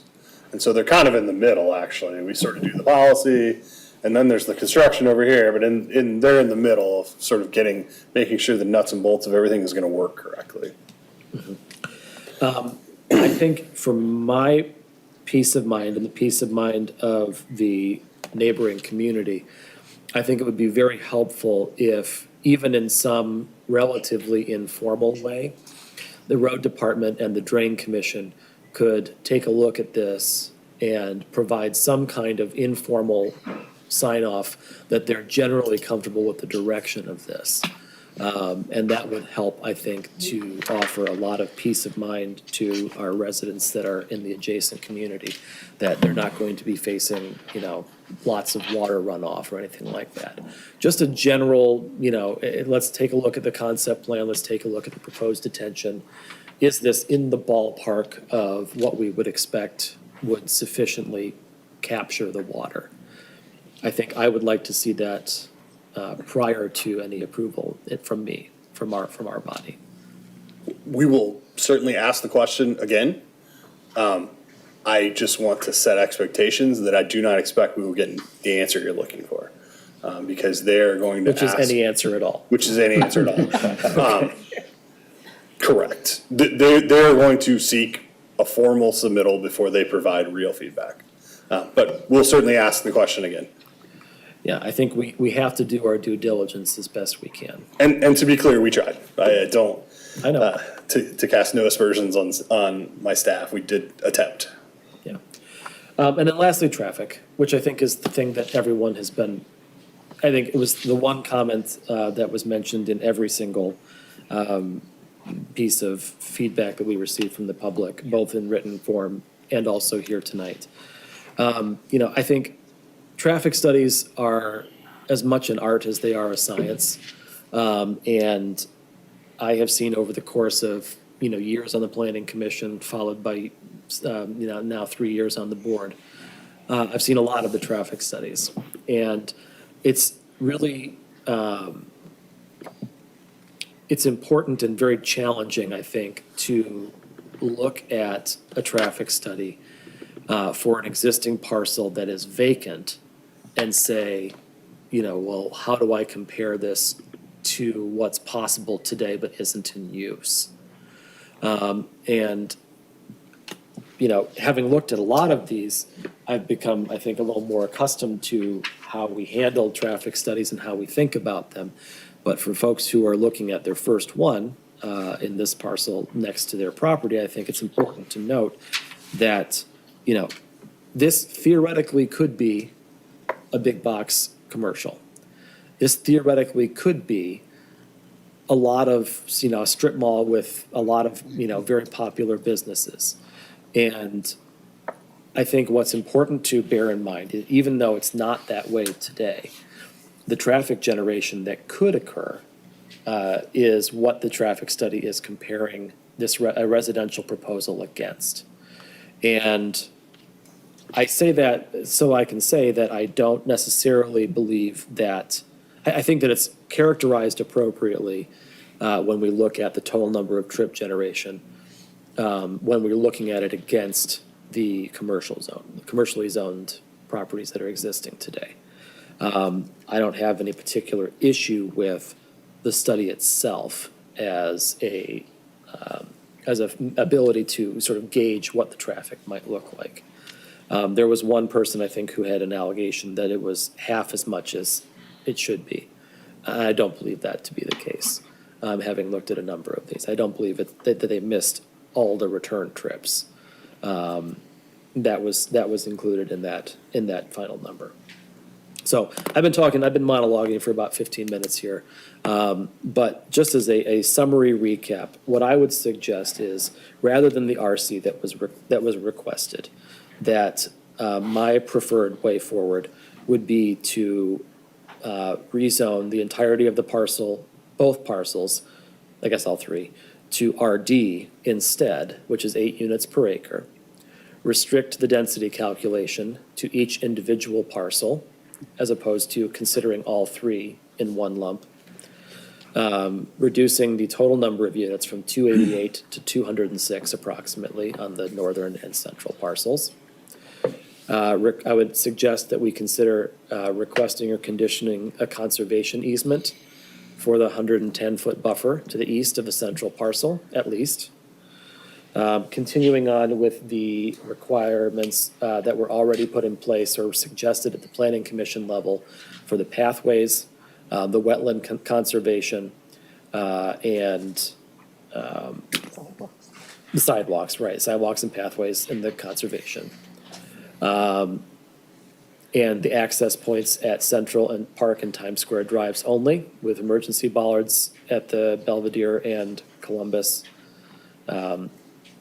streets, and the maintenance of the wetlands, which I think was a good one as well. I also continue to agree with the no buildings taller than 2 stories on the central parcel, though I think the density reduction probably would have likely taken care of that already. So that would be my thought and my suggestion for how we move forward. And I'm open to any feedback or other proposals if there are any on the board, and I guess we'll talk about those for a moment. Yes. Thank you for leading us through that, Supervisor Hendrickson. I'm inclined to agree with your suggestion of capping around 207, 206 units based on that, redrawn and eliminating that southernmost portion. Just addressing a couple things in your back and forth with Mr. Schmidt. As the person who sits on the Tri-County Regional Planning Commission, that number you cited was very close. We're short 1,448, and they anticipate that we will need another 1,652 units over the next 5 years in order to stay as economically viable as we are. I am, as following my voting on this board over the past year, interested in seeing more housing in this, in our community. The Upjohn Foundation, which does rigorous public research, has shown that even market rate housing does improve housing stock on an affordability level, in addition to, even if it is not marketed specifically as affordable housing. And I'm inclined to trust those who research this on a day-to-day basis. Tim, to clarify a couple things, the 12.4 that is currently zoned RD, the plan as of now, because of where that is situated, those residential units, which would be about 100 in total, they can only exit onto Belvedere and Columbus, correct? If it is left the same, so does CS up against Central Park, and then that would force the 100-unit individuals to exclusively use those exits? You know, we have situations in the township where multifamily developments exit through commercial properties. Most notable is the Nissan dealership actually shares a driveway with an apartment complex to the rear. I wouldn't necessarily say that they would have to, but it certainly becomes a lot more difficult trying to coordinate through an undeveloped commercial property, right? No. And from what I've heard from residents, I don't think putting more cars on Columbus and Belvedere is what anyone is asking for. So I do appreciate the Planning Commission suggesting that some change be made. Again, I am inclined to agree with what Supervisor Hendrickson has suggested here. As someone who used to live in Central Park Apartments right there, I also appreciate the shout out of keeping Madison Avenue open. That was a choke point if you were to ask all of those residents to exit on Fifth Avenue and onto Tie Hart. That would, it's a lot of people who live back there. Also, I can say that while I did not know about the conservation easement before learning about this process, I think it's an adequate way of keeping the wetlands that so many of our residents do care about around. So I am interested to see what else would need to be, what other approval would need to be done by the various bodies needed for this. But, as it stands, if the applicant is open to the myriad of additional conditions on this, I think this facilitates a lot of good new housing that we need, as well as making sure that a new neighbor, which in this, just because they are owning apartments doesn't mean we can't be neighborly, feels that they are listened to and are welcomed into this community. Excuse me. That's all. Trustee Sandlin. Just a quick little observation. In a way, it's too bad on the southern part, those two buildings that are backing up to the neighborhoods, it's too bad they wouldn't just disappear.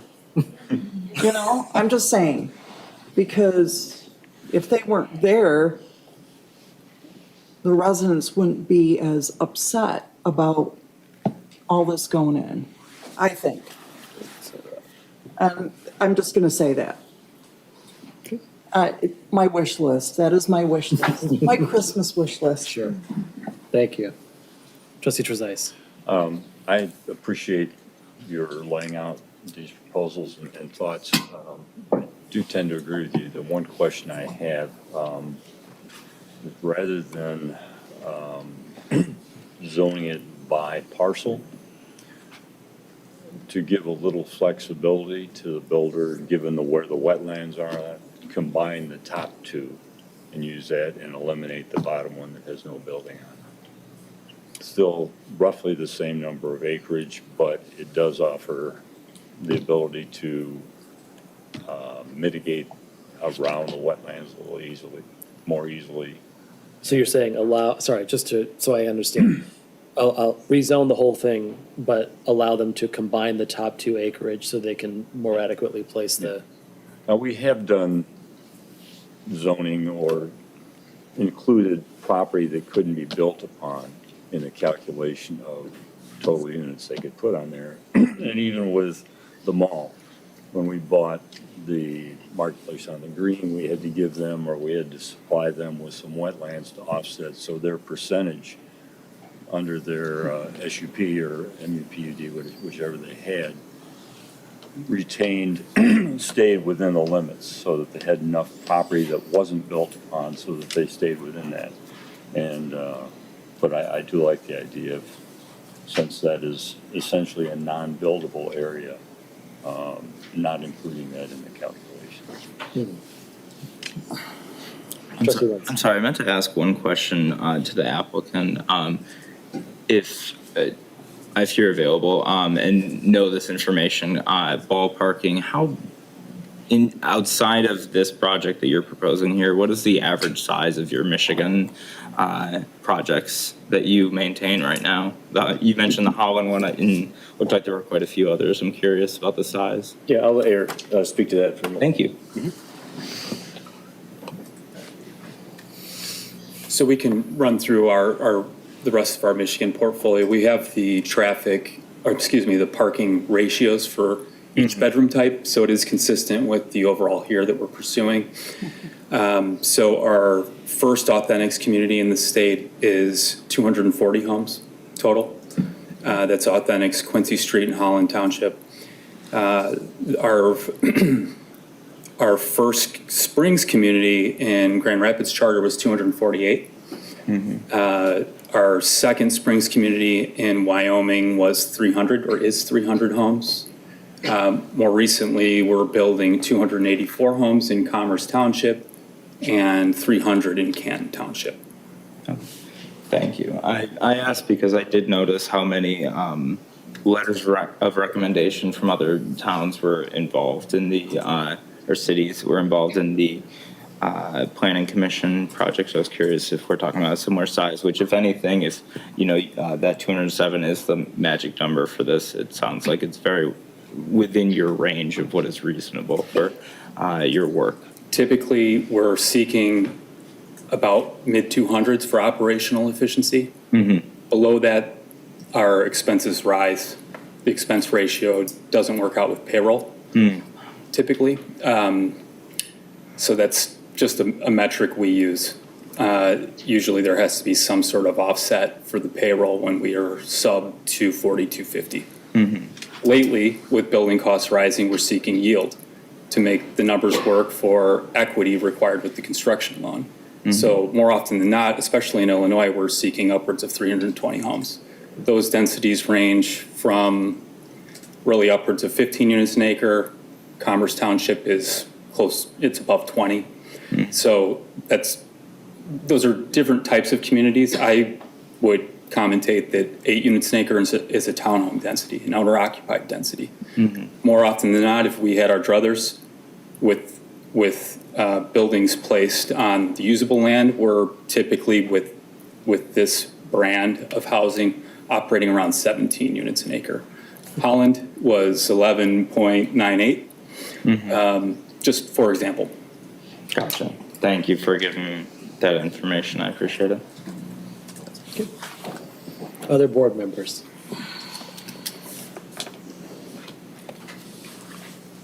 Clerk Demas. I wanted to address public concern about this project, and specifically something that I recall that has happened so far. I want to focus on building trust back in our community revolving this project, and I see that this plan has been changed significantly to try to address community concerns, but there's still public concern surrounding this. And I think one incident that drew my attention was the trees being torn down on this property, and I know that was in violation. And I do want to commend Director Schmidt and his department for shutting down the situation before it continued. But I just want to know, can the developers guarantee that that these construction violations will not continue if this project were to move forward? And and why this has even occurred in the first place.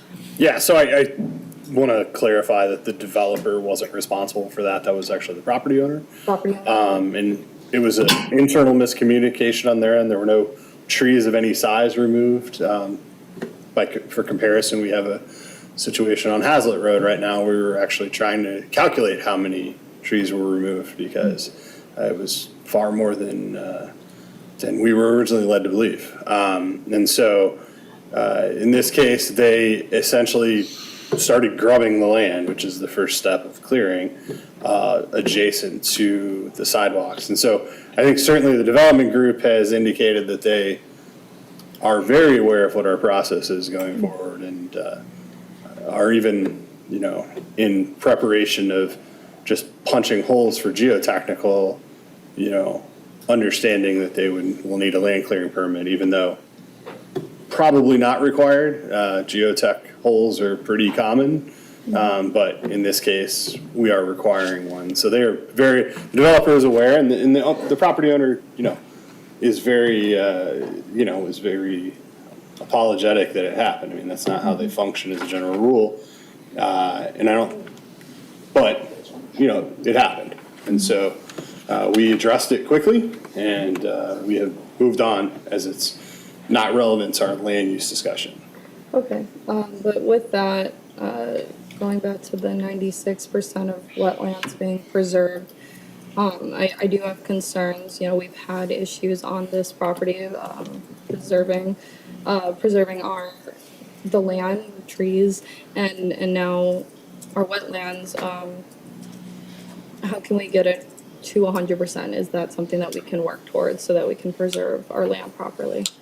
Yeah, and that's a valid point that we'll have that conversation. I mean, I think the three non-jurisdictional, non-regulated wetlands, that are essentially a couple holes in the ground that are far smaller than this room, are probably not salvageable. I mean, they're not connected to anything hydrologically. They're sort of in the middle of where the development area is. They were not originally anticipated to be preserved in the settlement agreement, but we'd certainly take that message back to them and try and avoid those last two small impacts to the regulated wetlands, recognizing the work that would have to go into those small impacts. Has the Land Preservation Advisory Board been made aware of this? I would aware of this project. I serve on the board, so I haven't heard of it.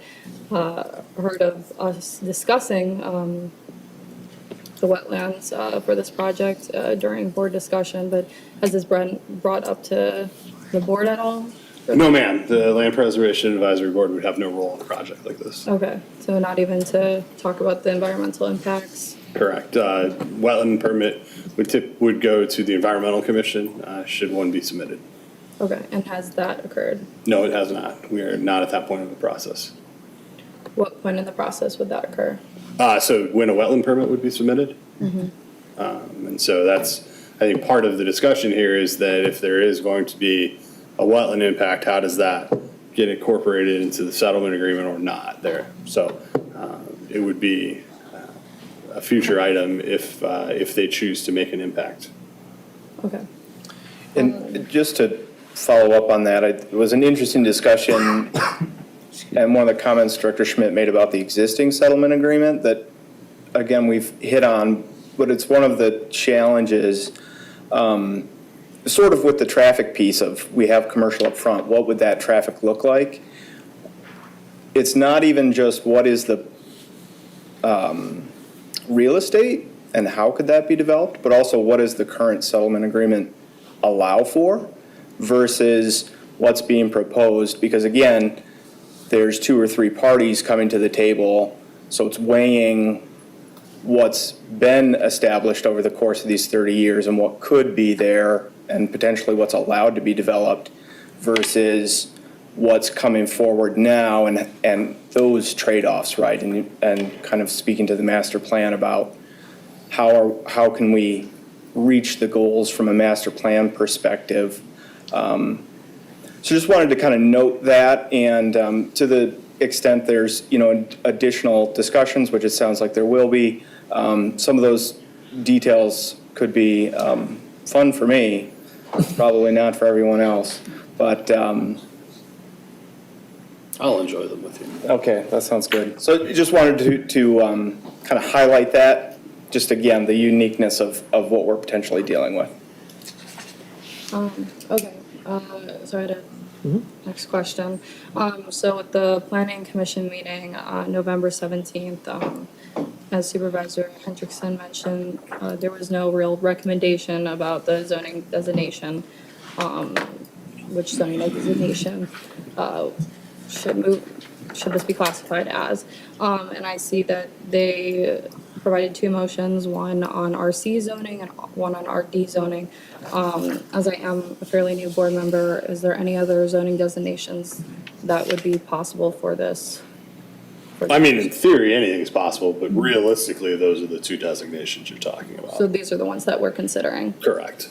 And since the planning commission did not agree to recommend, did not vote to agree to move forward with the recommendation on either of those zoning designations, I would ask other board members, where does that leave us with how we should classify this rezoning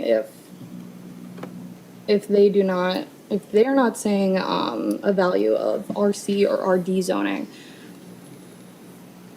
How should we move forward with this? And if residents clearly have opposition to this, which the planning commission did consider,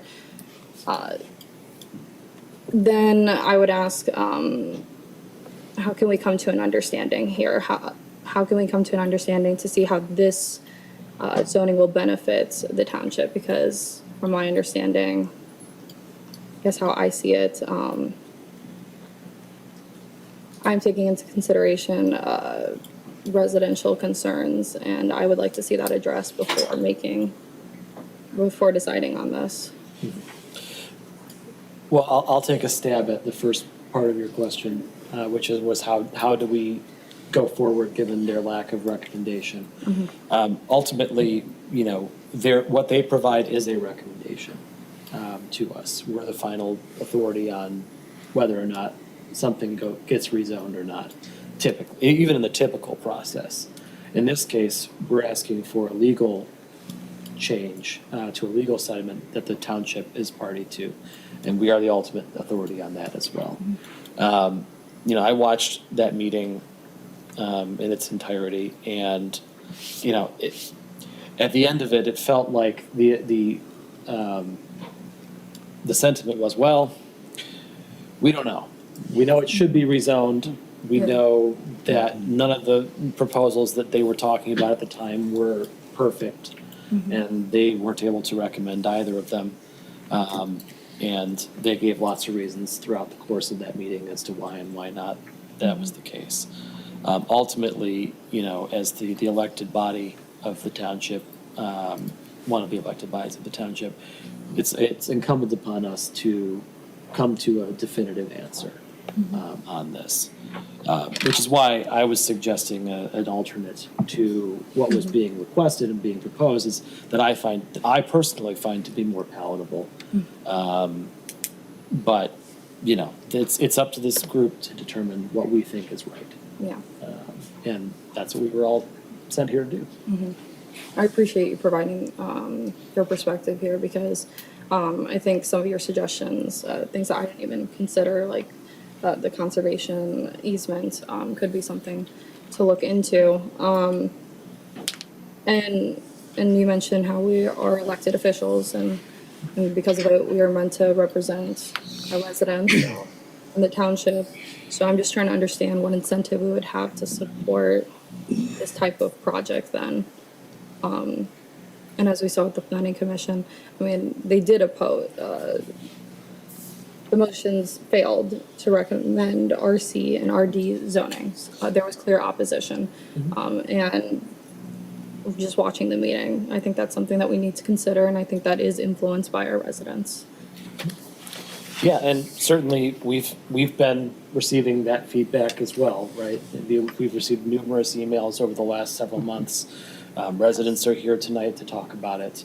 And I suspect that, if the board is interested in considering what I suggested earlier, the folks in the room and the folks in the neighborhood who are watching at home and hear about this will likely equally weigh in on that as well. Yes. And so I suspect that this is not the last we've heard from our residents on this issue.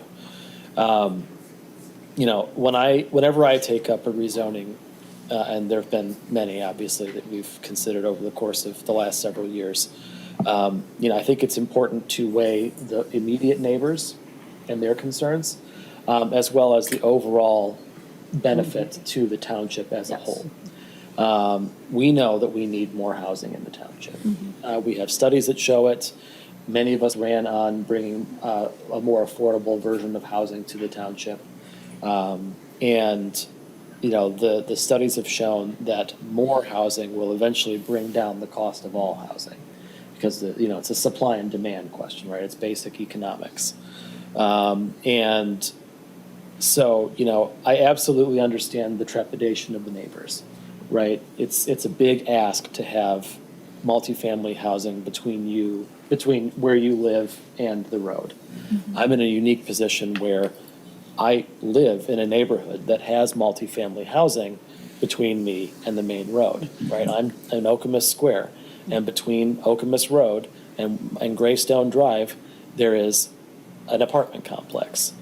And I can tell you that if this had been built in the opposite order, right, if they had built a multifamily and then built a single-family home, I don't imagine anyone would be here tonight in opposition to either of those projects.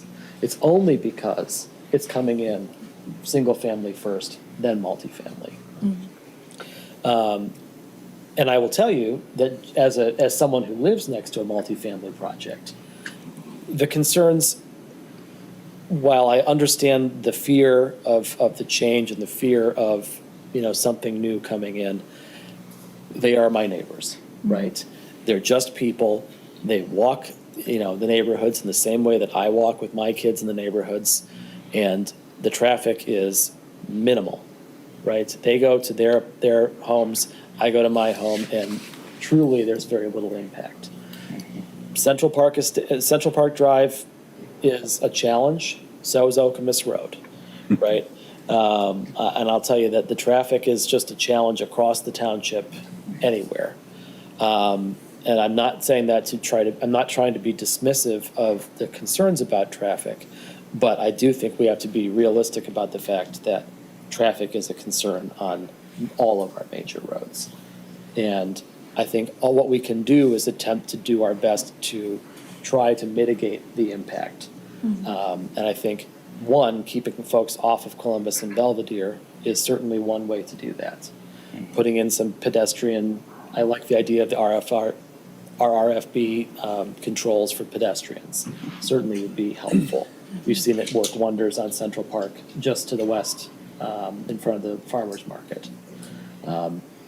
So I personally think that, I understand that we're going to hear from some residents who are opposed to anything that's happening here. I weigh those concerns against the greater good of bringing housing to the township, which we know we desperately need, which we hope will bring down the overall cost of living over time. So that's my rationale, my thought process behind it. Yes, I'm sorry, if you have more, you're welcome to keep the floor. Just one comment. One thing I would like to see more in the township is more affordable single-family housing. That is something that I wish that we had more of a focus on. That's something that I ran on, and I know that's something that a lot of people in the community care very deeply about. And so while I do see the value of bringing in residential housing, and I can understand bringing in more units can be beneficial to the township as a whole, having more places to live here in the township, and to build and grow a family. I mean, that is the dream, and that is why a lot of people move here. So that is something that I would like to see. Trustee Wilson? I agree. but we can't bring the development ourselves. We have to have a developer come forward and say, I'd like to build affordable housing, and we've even created an ordinance to help them execute that. I concur with Supervisor Hendrickson's opinion. I have believed all along that this land should be residential. The commercial build-out in the core is pretty much done, we hope. And it seems appropriate that this be residential housing, and certainly the demand is there for that. There are two other stipulations that were in our notes about the settlement agreement. I believe these came from the Planning Commission. On the 12 conditions, two we haven't discussed. One is the applicant shall provide a detailed grading plan. And the second is that all lighting on the site shall meet standards and not go outside of the property limits. So I just wanted to be sure that we get those two concerns into our other conditional into our other site plan conditions that we've already talked about. Absolutely. Thank you. The lighting in particular is already required by ordinance. It is. Both are already required. Staff provided those as conditions to try and address some of the concerns that were being raised. Thank you. Yes. To add to what, to your answer, Supervisor Hendrickson, in addressing the course concerns, one of my biggest issues that I think I've heard most from residents is that Columbus and Belvedere traffic. And I think with the RD zoning more than likely having to funnel out onto those roads because of CS trapping it there between single family and CS, it kind of naturally creates that consequence. And I would say, most importantly, for those individuals who want to have that tranquil and woodsy backyard on Nassau Road, a 45-foot distance between the property line and that first building, which is what is allowed in RD housing, is motivating to me. So if we did reduce it to the number proposed by Supervisor Hendrickson, 110 feet seems to be at the very minimum, whereas 45 feet, as we saw in sketches, is pretty minimal. So that is one of the reasons why I was interested in seeing where this project could go rather than a flat rejection of that idea. Any further discussion? I think we've given you the rough idea of something we'd like to at least talk about in the future here. I know that we haven't given the applicant a whole lot of room to, this was presented at the same time to them as it was to everyone. And so my suggestion, the board would like to do this, would be that we give them the next 2 weeks to circle around internally and identify the feasibility. Staff can then also run down requests out to some of these other agencies we've talked about, and then we'll see it back for discussion. And what? And Walmart. And Walmart, yep. Someone should probably reach out to Walmart. And then we could see this back perhaps for discussion at our next meeting, not for action. Certainly, that is the direction of the board. I certainly think that the applicant is going to be seeking some clarity on this project sooner rather than later, but we will bring it back for discussion at the next meeting. That is the desire of the board. Okay. Thank you very much. Thank you. And believe it or not, that's not the end of our agenda. Nope. But while we let folks, we want to take a couple of moments here? Yeah. Let's take a 3-minute recess, very quick if we could, and we'll be back at 8:40.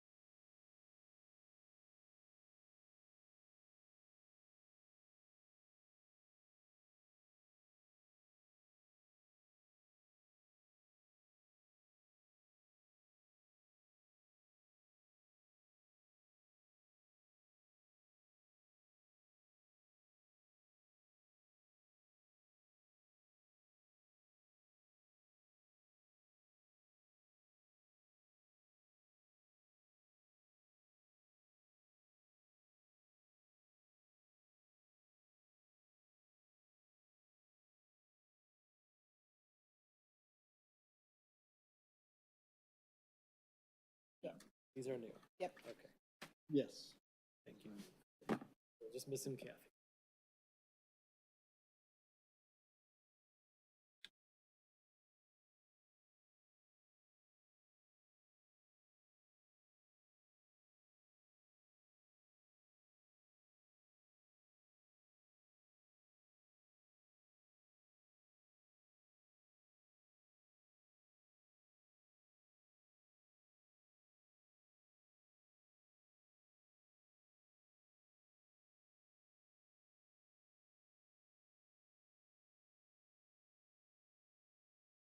Bring ourselves back. It's 8:42.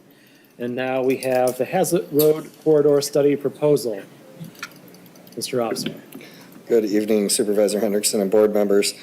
So this evening before you is a proposal from Spalding D. Decker. Spalding D. Decker was retained by the township through a competitive RFP in 2023 for the local road program. And at the request of the board and also in response to two different vehicle pedestrian accidents that have occurred on the Hazlet Road corridor in 2023 and 2025, the township has spoken to Spalding D. Decker about submitting a proposal for this corridor study. So a little bit of background preceding the proposal. The township had met with the Ingham County Road Department staff to request that they consider a road diet for Hazlet Road in response to the accidents. The Ingham County Road Department staff are somewhat concerned about the traffic volume on Hazlet Road.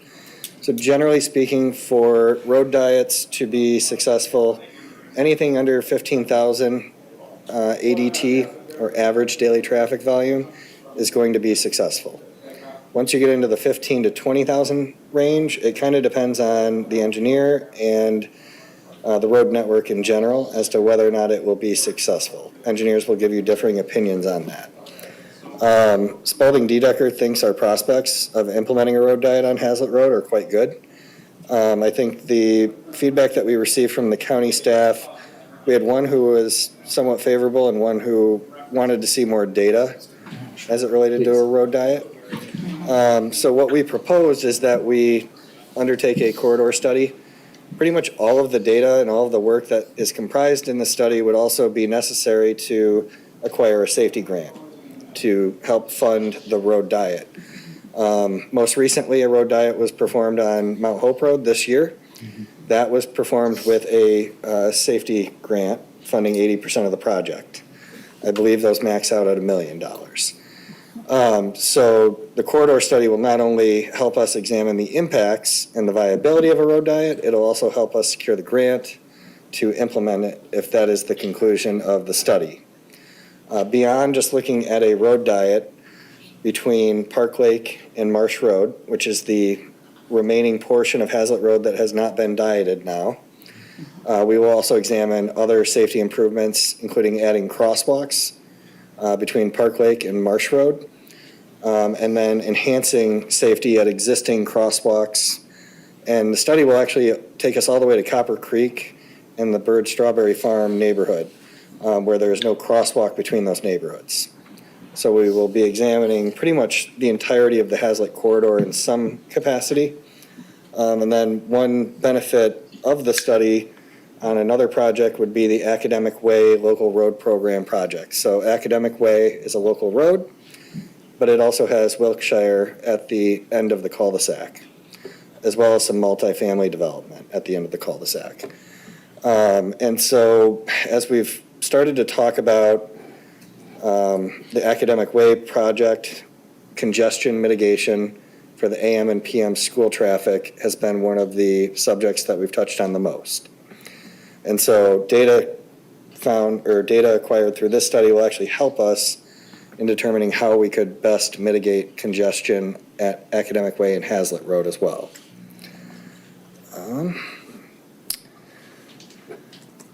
One thing that I would also highlight as part of the study would be Benson Drive. So as the board is aware, you approved the American House construction contracts this evening. So we will be building the remainder of the connection from the interurban pathway to Hazlet Road. And so basically the trail will stub at Hazlet Road on the south side. once that construction project is completed in 2026.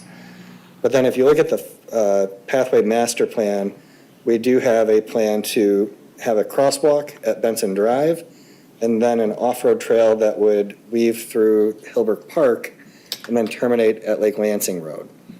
So that's a key pathway project that will also kind of interface with this project in so much as we're going to try to get buy-in from the road department to add crosswalks at Benson Drive, Boys Isle Drive, Parkwood YMCA, Westminster Way, and some of the other intersections that ideally would have crosswalks. One other thing that I would point out from the cover memorandum is that between Park Lake Road and the Okemos Road intersection on Hazlitt Road, which spans approximately 1 mile, there is no ADA facility to cross. The same is true from Okemos Road to Marsh Road. Approximately 1 mile, no facilities to cross the road.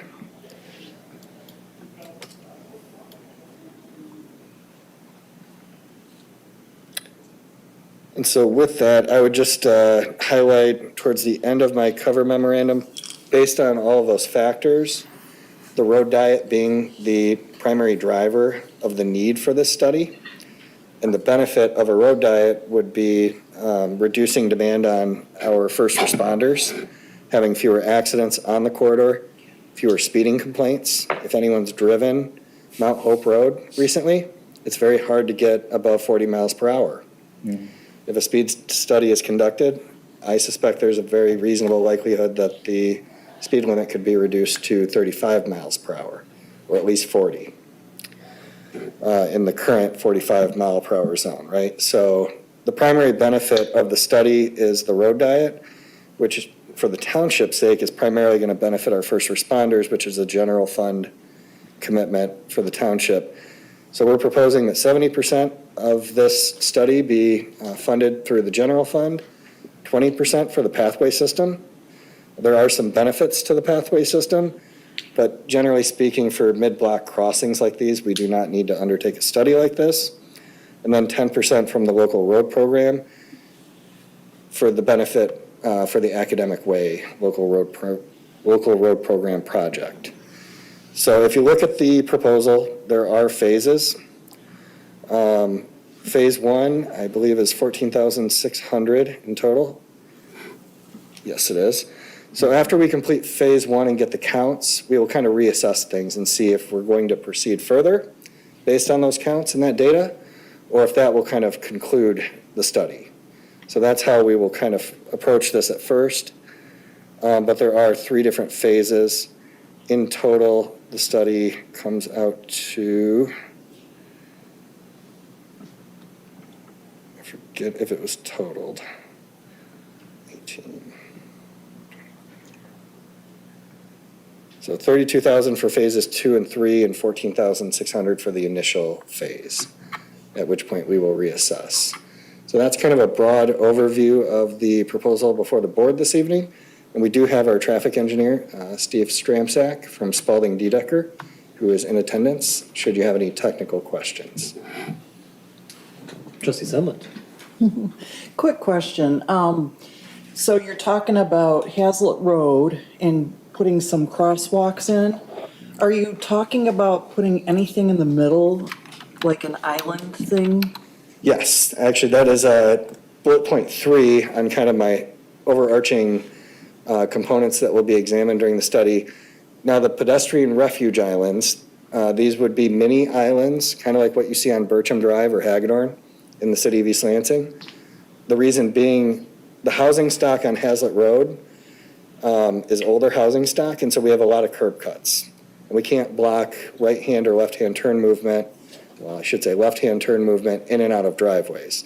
So we could do mini refuge islands if we can implement a road diet.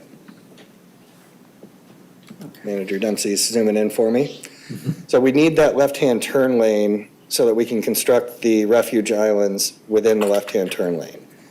I would also just add that the Ingham County Road Department has not implemented, to the best of my knowledge. There might be 1 or 2 in Delhi that I'm unaware of, but to the best of my knowledge, they've never allowed a pedestrian refuge island. We've touched on that subject, with them, and they've been reluctant, but that's part of the study, right, is to examine the pros and cons of all of these various features, whether that be the RRFBs like we have across the township, hawk signals, which would be a traffic signal activated by a pedestrian push button, refuge islands, and it could even be in-street signage where there is no left-hand turn lane, similar to what we have on the Hazlitt corridor today during the K-12 school calendar.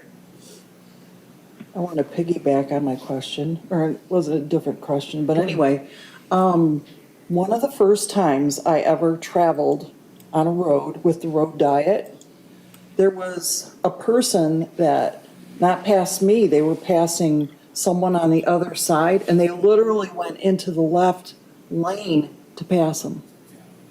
Now, I'm not sure that would be a police enforcement thing, but the first time I was on a road diet, that happened. So I'm a little concerned about the people who are going to utilize the middle lane to pass.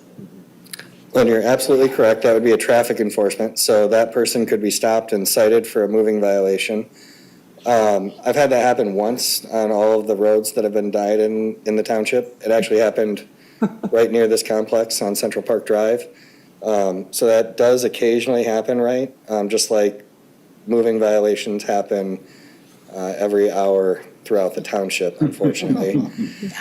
So that is one consequence, but, you know, typically what comes up more often is, you know, the UPS trucks and how do you handle that as someone who's trying to do through traffic? And typically anyone, you know, a US Postal Service truck or anything like that is going to be, for the most part, staggered onto the paved shoulder. So when you go back, right, whatever the balance of the roadway is from, because we're not going to replace curb and gutter. So the width from gutter pan to gutter pan of the road is going to stay the same. So you're going to have three 11-foot wide lanes. Could maybe look at 10.5-foot lanes, right, just to add a little bit more to the shoulder. The shoulders will probably be 4 foot or greater in width, not including the gutter pan. So for the most part, any vehicle that's onto the shoulders is only going to be minimally out into the lane, and traffic would jog around it, like it would today on Jolly Road or Mount Hope, Lake Lansing, Hazlitt, and all of the roads that have been dieted thus far. Yeah, well, that's what they should do. The only time I was in a road diet, and it was the first time I was there, somebody passed in the left turn lane. And I'm like going, one of the, you know how people that zip in and out, and they zip here and they zip there, that was one of those people that was zipping in and out. Anyway, thank you for listening, but it was the first time I'd ever seen it, and it was like one of the first times I'd been on a road diet, and I went, oh my goodness. I suspect that wasn't the last moving violation that person had that day. Oh, probably not. Probably not. Trustee Lentz. Yeah, thank you.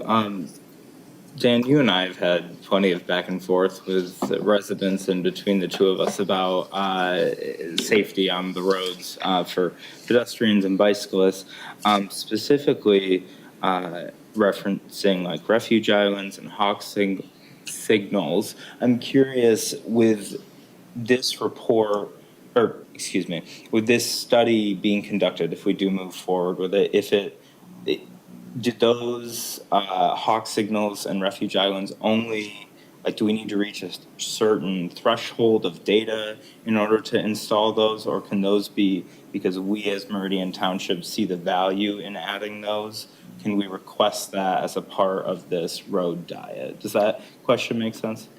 Yes, it does. Answer is going to be somewhat gray. So there is a policy that the road department recently adopted to govern all crosswalks that are not at signalized intersections. However, with like phase 2 of the MSU to Lake Lansing Trail, for instance, we created a new crosswalk at Okemos Road just south of Gaylord C. Smith. They did not make us provide the pedestrian counts under their policy to substantiate that. So to date, I don't believe we've ever had to actually show data to conform with the policy, but they've cited the policy to us, right, that we need to conform with it. But when it came to getting approvals to go to construction, we've never had to take a pedestrian count. As it relates to this study at our initial meeting, what we did talk to the road department about, they said we could just count pedestrians crossing by the future crosswalk, right? Because you can't count crossings at a crosswalk that doesn't exist. So they said we could count pedestrians just crossing by it. And it was only, I mean, you have to hit 20 in an hour or 15 in an hour. 20 is the MDOT standard, is that the? Children count as 2 though. So you need, 10 adults and 5 kids. Half the size. And it's a judgment call of the counter as to who's a minor. So 5 children and 10 adults gets you a crossing. Okay. With an RRFB.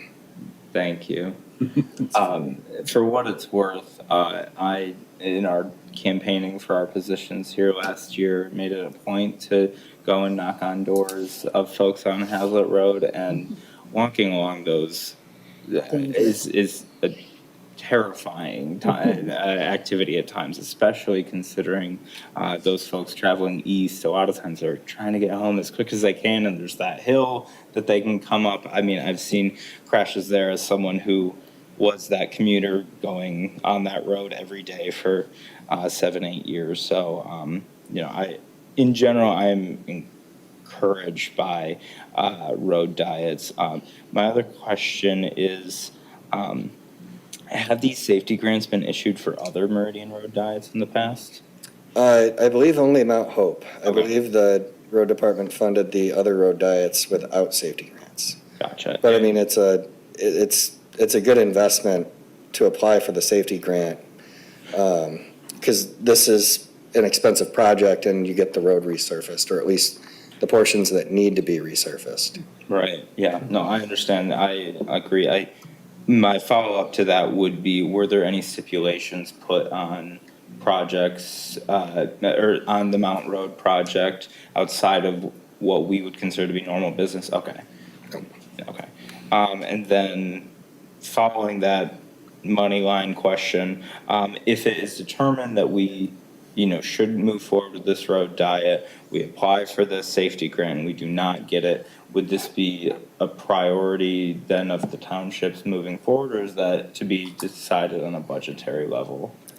Typically, if we didn't get awarded, I mean, we would start by just meeting with the entity to determine why we were not awarded. It might just be that we need to reapply and they had too many applications during that call for projects.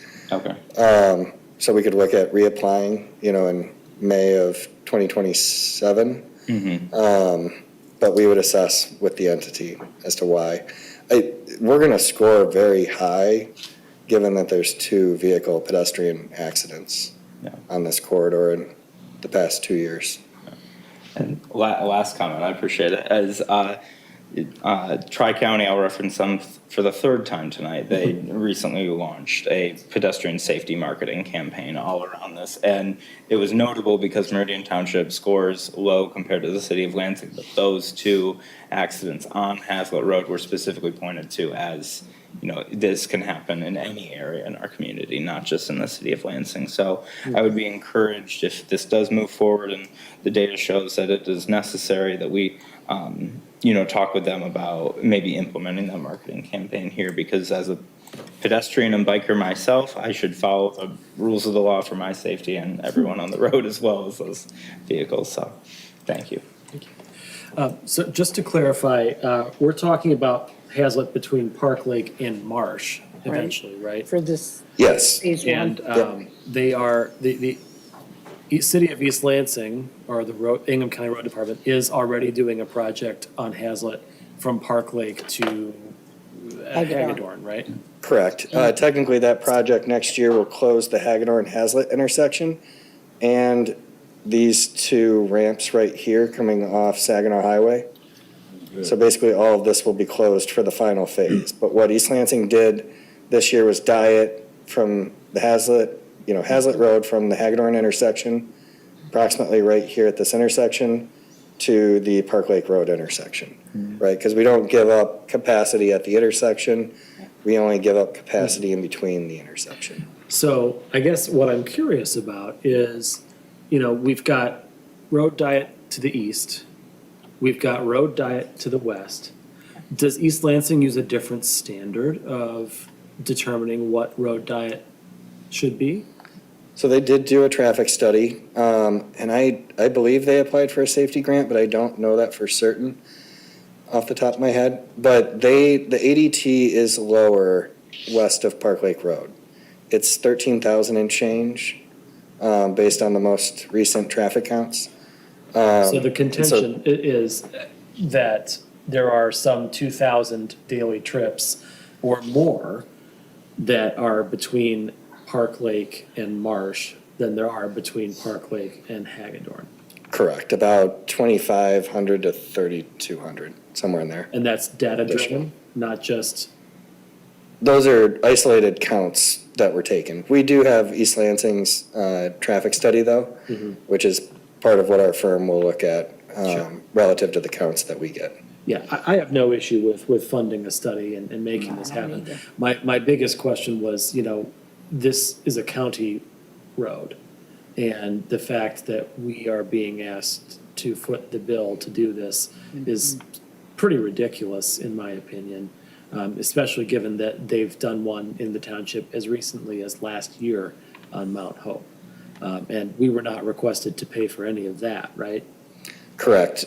We paid a small portion of the local match, so again, 80/20, right, for Mount Hope, for pathway-related pay items, ramps, Right, but that wasn't anything to do with the actual road construction. Correct, yep. So this is a radical change in policy by the Ingham County Road Department to force the township to take on the expense of, both the expense of the study and the staff time to process all of the applications for the grant. And I assume, am I correct in assuming that they will pay for their portion of the local match when it comes time to actually pay for it if we get awarded? So that is an ongoing conversation. We are going to. But it would be a dramatic departure from existing procedure for them to ask us to pay the local match. Correct, yep. And there are leadership changes, as you're aware. I'm not sure that the full board is aware. We're aware. But there are leadership changes occurring right now, right? Yeah. The safety grant that was obtained for the Mount Hope Road Diet project, while that was 2025 construction, that was obtained when Bill Conklin was still the director of the road department. Okay. So I think, So with that's any leadership change comes, with any leadership change comes changes in policies and thought processes, and I don't think the outgoing leadership at the road department was very receptive to, the pedestrian safety enhancements that we're really pushing for, right? We're seeing our neighbor in East Lansing enhance pedestrian safety. They're hearing all the same concerns. I talked to my colleagues at the city, and they're hearing all the same concerns that we hear about pedestrian safety and traffic calming. The difference is they are able to govern their roads, right? And we did try to talk and communicate with the outgoing leadership, right, about we want to blur infrastructure lines with the city of East Lansing, not with Allen Township or Williamstown Township. We want you to not be able to recognize where the city line is because the infrastructure changes in some discernible way, exiting and entering Meridian Township. And I think Manager Dempsey and I met with Controller Todd and Becky Bennett at the county yesterday. And we conveyed some of that, right? When you're going through your search, stakeholder engagement and urban and suburban road design, getting someone who at least buys into that, even if they come from a rural township, would be very meaningful to the township. Thank you. One of the things that we were asked about at the listening session, or maybe one of the questions that came before it, was specifically traffic safety between Marsh and just east of Green Road. on Hazlet. One of the requests specifically was to look at the possibility of roundabouts at both Green and Academic Way. Would a safety study like this be something that could make recommendations like that as well? It could. I would have to defer to Steve on whether or not roundabouts would really be eligible under the safety study, but traffic counts would be critical to that. And then available land and right-of-way would be the other challenge with a roundabout. Sure, yeah. Roundabouts can be looked at as part of the safety study. We'd have to take a look and make sure we have enough funds there to cover it. To give you an idea, standard traffic analysis of, say, Hazlet and Marsh, just to pick an intersection, fairly easy, about a level 2 complexity out of 10. Roundabouts are a little bit higher than that, so it takes a little bit more staff time to do that. Sure. Certainly something we can look at. The concern was excessive speed between just east of Green and essentially the school on, I think it's School Street. Academic way. Well, no, School Street is where the concern ended, right? Because that's where the elementary school is. So the speed on Hazlet between those two areas was of big concern. And one of the potential solutions that this resident was asking that we look into would be to look at roundabouts in those two areas. And it was School Street and Green Road intersections or School Street to some other? Well, the speed issue was between School Street and just east of Green. The roundabouts they were suggesting were at Green Street, Green Road and Academic Way. Okay. They thought that the slowdowns in those two positions would carry over this, so that it wasn't so fast at School Street. So pivoting back to the local road program project, which kind of gets woven into this, but is a separate project. And our design, we're very much in the concept phase. We've not really gotten into any design phase. We've met with the school district. But one of the things that we've talked about conceptually is a roundabout to address the congestion mitigation. But that would have to be modeled, and our limiting factor is going to be land there, right? The radius required would likely require land acquisition. And so it's going to require property owners being very open-minded in all likelihood. So that's something that we've talked about conceptually to address the traffic that backs up onto Okemos Road. Right. Well, just to get back to the question at hand here, I have no issue with funding the Phase 1 study for this. This is easy. I have philosophical objections because I think the road department should be doing this, but if they won't, then this feels like something that we really should do for our residents. May I make a motion? Please. No, this is for discussion tonight. Thank you. It would be for action at our next meeting, right? Great. Unless you'd like to suspend your rules and make it tonight, and we can get started a little bit earlier. The call for projects will be around February 1st. It's completely up to the board. It'll open February 1st, I think. Yep, with apps due in May. Board, is there an appetite to suspend our rules for this? I don't think so. I don't think there's a need. All right, we'll see you back at December 16 then. I guess let me ask the board, and maybe the lawyers will object to me when they left the room, so they can answer later. Is this something we could put on consent? Yes. Yeah. I think that's fine.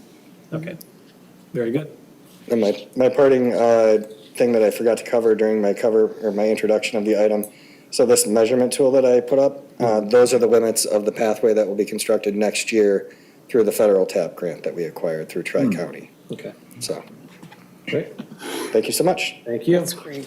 All right, that brings us to comments from the public. We've got two new, fresh comments and two members of the public. Mr. Hahn, if you would please, and then Josh Nahum after that. Good evening again, Eric Hahn, address is W134 and 8675 Executive Parkway in Menominee Falls. I had a faulty memory earlier on the home counts for trustee Lentz. So our Holland community, I stated 240, I was trying to go off from memory, that's actually 264 homes. Our Canton community, I said 300, again, memory lapse, it's 280. I confused Holland with Kalamazoo, which is 240. So that one I didn't mention, but thank you all for your consideration this evening. Thank you. Mr. Nahum. Josh Nahum, 1517 River Terrace. I wanted to speak in support of a motion that an action that I didn't need to, and that's why I didn't go in the beginning, because I assumed you guys would approve it or pass forward, and that was in support of the road diet study. I live right on Hagedorn, and the road diet that they recently put in there has made that road massively safer for pedestrian and cyclists, which I am one of. And I'm in favor of road diets pretty much everywhere that they can be put. They have a lot of benefits, as I don't need to tell you guys, and given how quickly you guys were like, let's throw it on the consent agenda for next meeting, which is great. And so just wanted to say thank you for doing that. And also I wanted to again say I appreciate the work that you guys did in the major part of the meeting with regard to the CPE and the discussion. I've been to all those planning commission meetings, and it's been painful to watch a lot of the unable to come to a strong recommendation for you guys. And I apologize that you guys are having to make a lot of those decisions up as the main board, but I appreciate the work that you guys are doing, and I look forward to seeing how that resolves. So thank you all. Thank you. Thank you. All right. Any other members of the public wishing to speak this evening? Seeing none, public comment is closed at 9:13. Next on our agenda is other matters and board member comments. Any other matters and board member comments this evening? Seeing none. Next on our agenda is adjournment. Do we have a motion to adjourn? So moved. Moved by trustee Lentz, supported by trustee Wilson. All those in favor of adjournment, please say aye. Aye. And the motion carries. We stand adjourned at 9:13 PM.